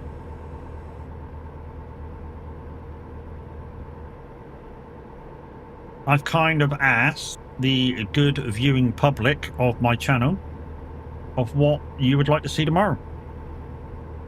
And apparently, as long as I'm not using my hose in my hand for Firefighter Simulator, Mimi's up for firefighting. Apparently, but hey. Because apparently Mimi doesn't want to see my hose in my hand. Not that you'll be able to, but my camera isn't super duper zoom, so you know.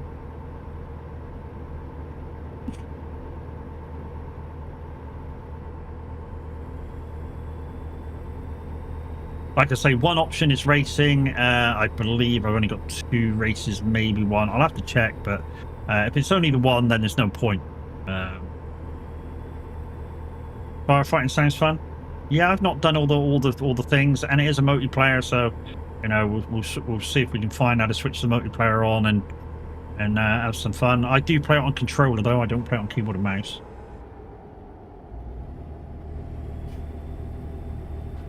So we'll try and figure out how to put the multiplayer on so you guys can come and join me. Yeah, early morning firefighter sim. That sounds like a good thing. Next week for iRacing 2. I've not got any races for a couple of weeks, mate. Now, I've not got any enduros for a couple of weeks.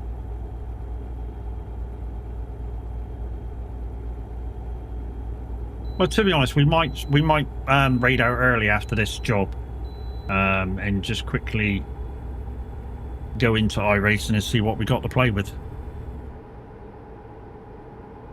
No bit of hose play.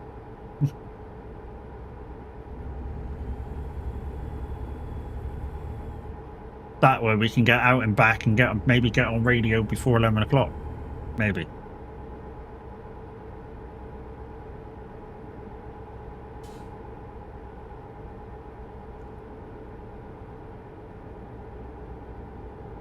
I've held my neck in the same place for ages.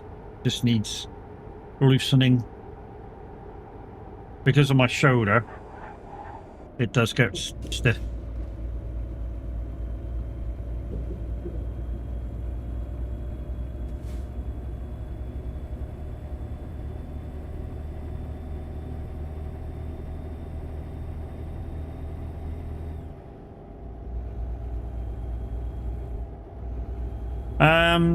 What did you think of the Kia and iRacing? It's a shit vehicle.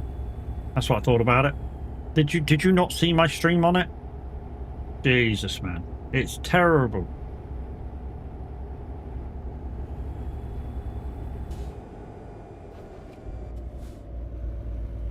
I mean, it's got the looks of a touring car, but the brakes of a freaking GT, like a really high-end GT car. It's horrible to get used to. You know, you think the brakes are going to be like the Mazda and that, but they're not. They're like freaking driving the LMP3 car, or the Dallara IL4. You know, it's terrible. They're absolutely terrible. Which was what the problem was when I drove it. You know, especially around the Nuremberg ring.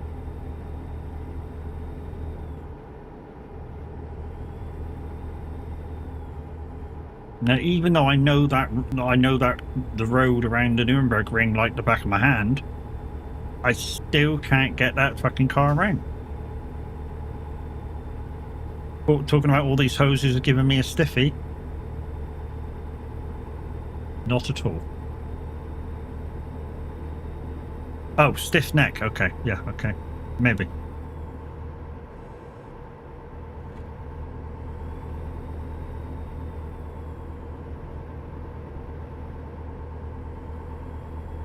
Right, gotta go. Catch you later, Matt. No worries. You have a safe journey to the doctors, and we'll see you a bit later. But I think it was there to introduce peeps to Hando for the Audi 90. It's similar, but responds better. To be honest, with the cars with really short brakes like that, I really do need to practice on. I have trouble with, like I say, the Dallara IL4, the Ligier J36. I got that for the Nuremberg races as well. The Kia Optima is similar braking, and yeah, for those cars that have got those really short brakes and lock up quick, I really do need practice in them and learn how to adjust maybe settings so that they don't lock up. And even though I kind of have a little bit, I've got like a brake adjustment which I do within the Moser system. It's kind of difficult to how much to use or how less to use or shit like that, you know.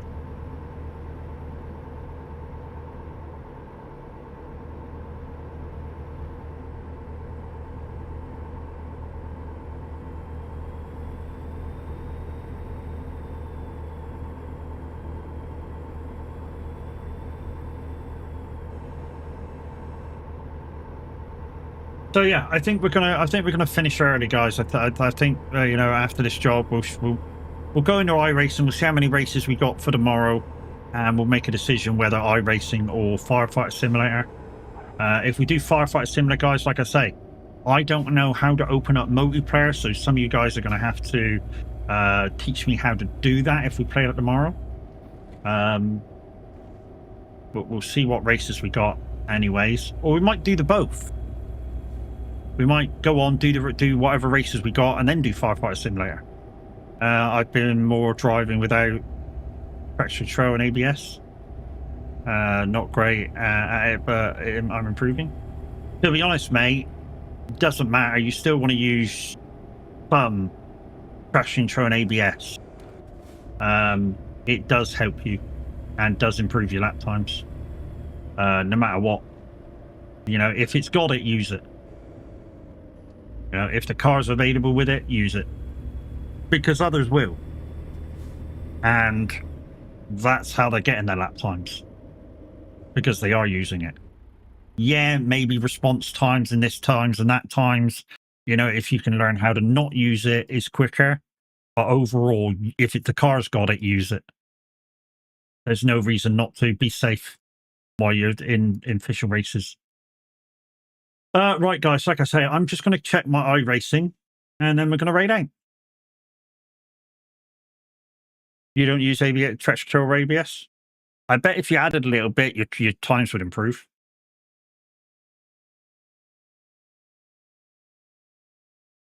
Just to steady up the car. You know, some cars are really unsteady if you don't use it.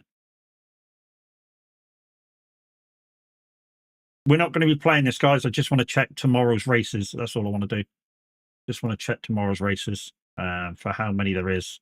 You know, if there's only one, like I say, if there's only one or two, one I won't get rid of. If there's only one or two, we'll probably just start with this and move on to Firefighter Simulator afterwards.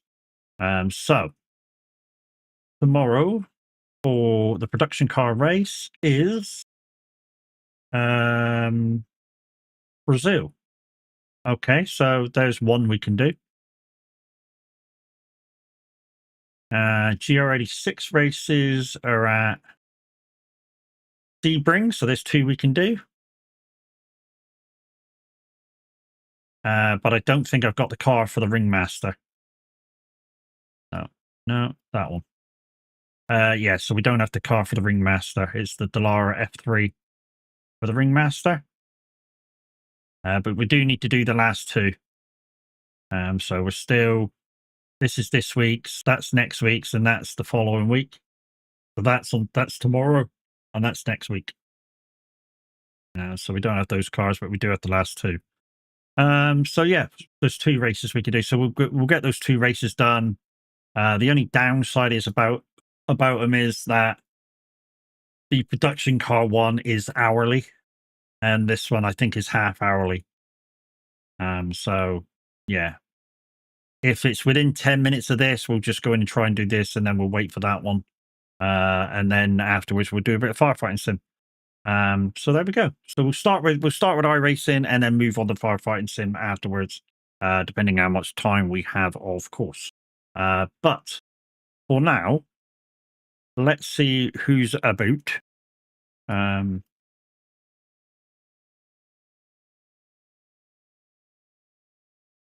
Let's see who's about, and we'll raid out.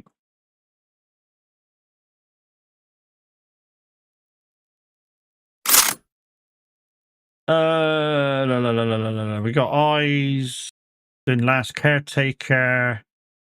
I think we'll go to Eyes today. We've not raided Eyes for a little while. Playing Last Caretaker. I'm going to raid and run, guys, because I'm going to go to the supermarket. Please offer my apologies for raiding and running to the Eyes.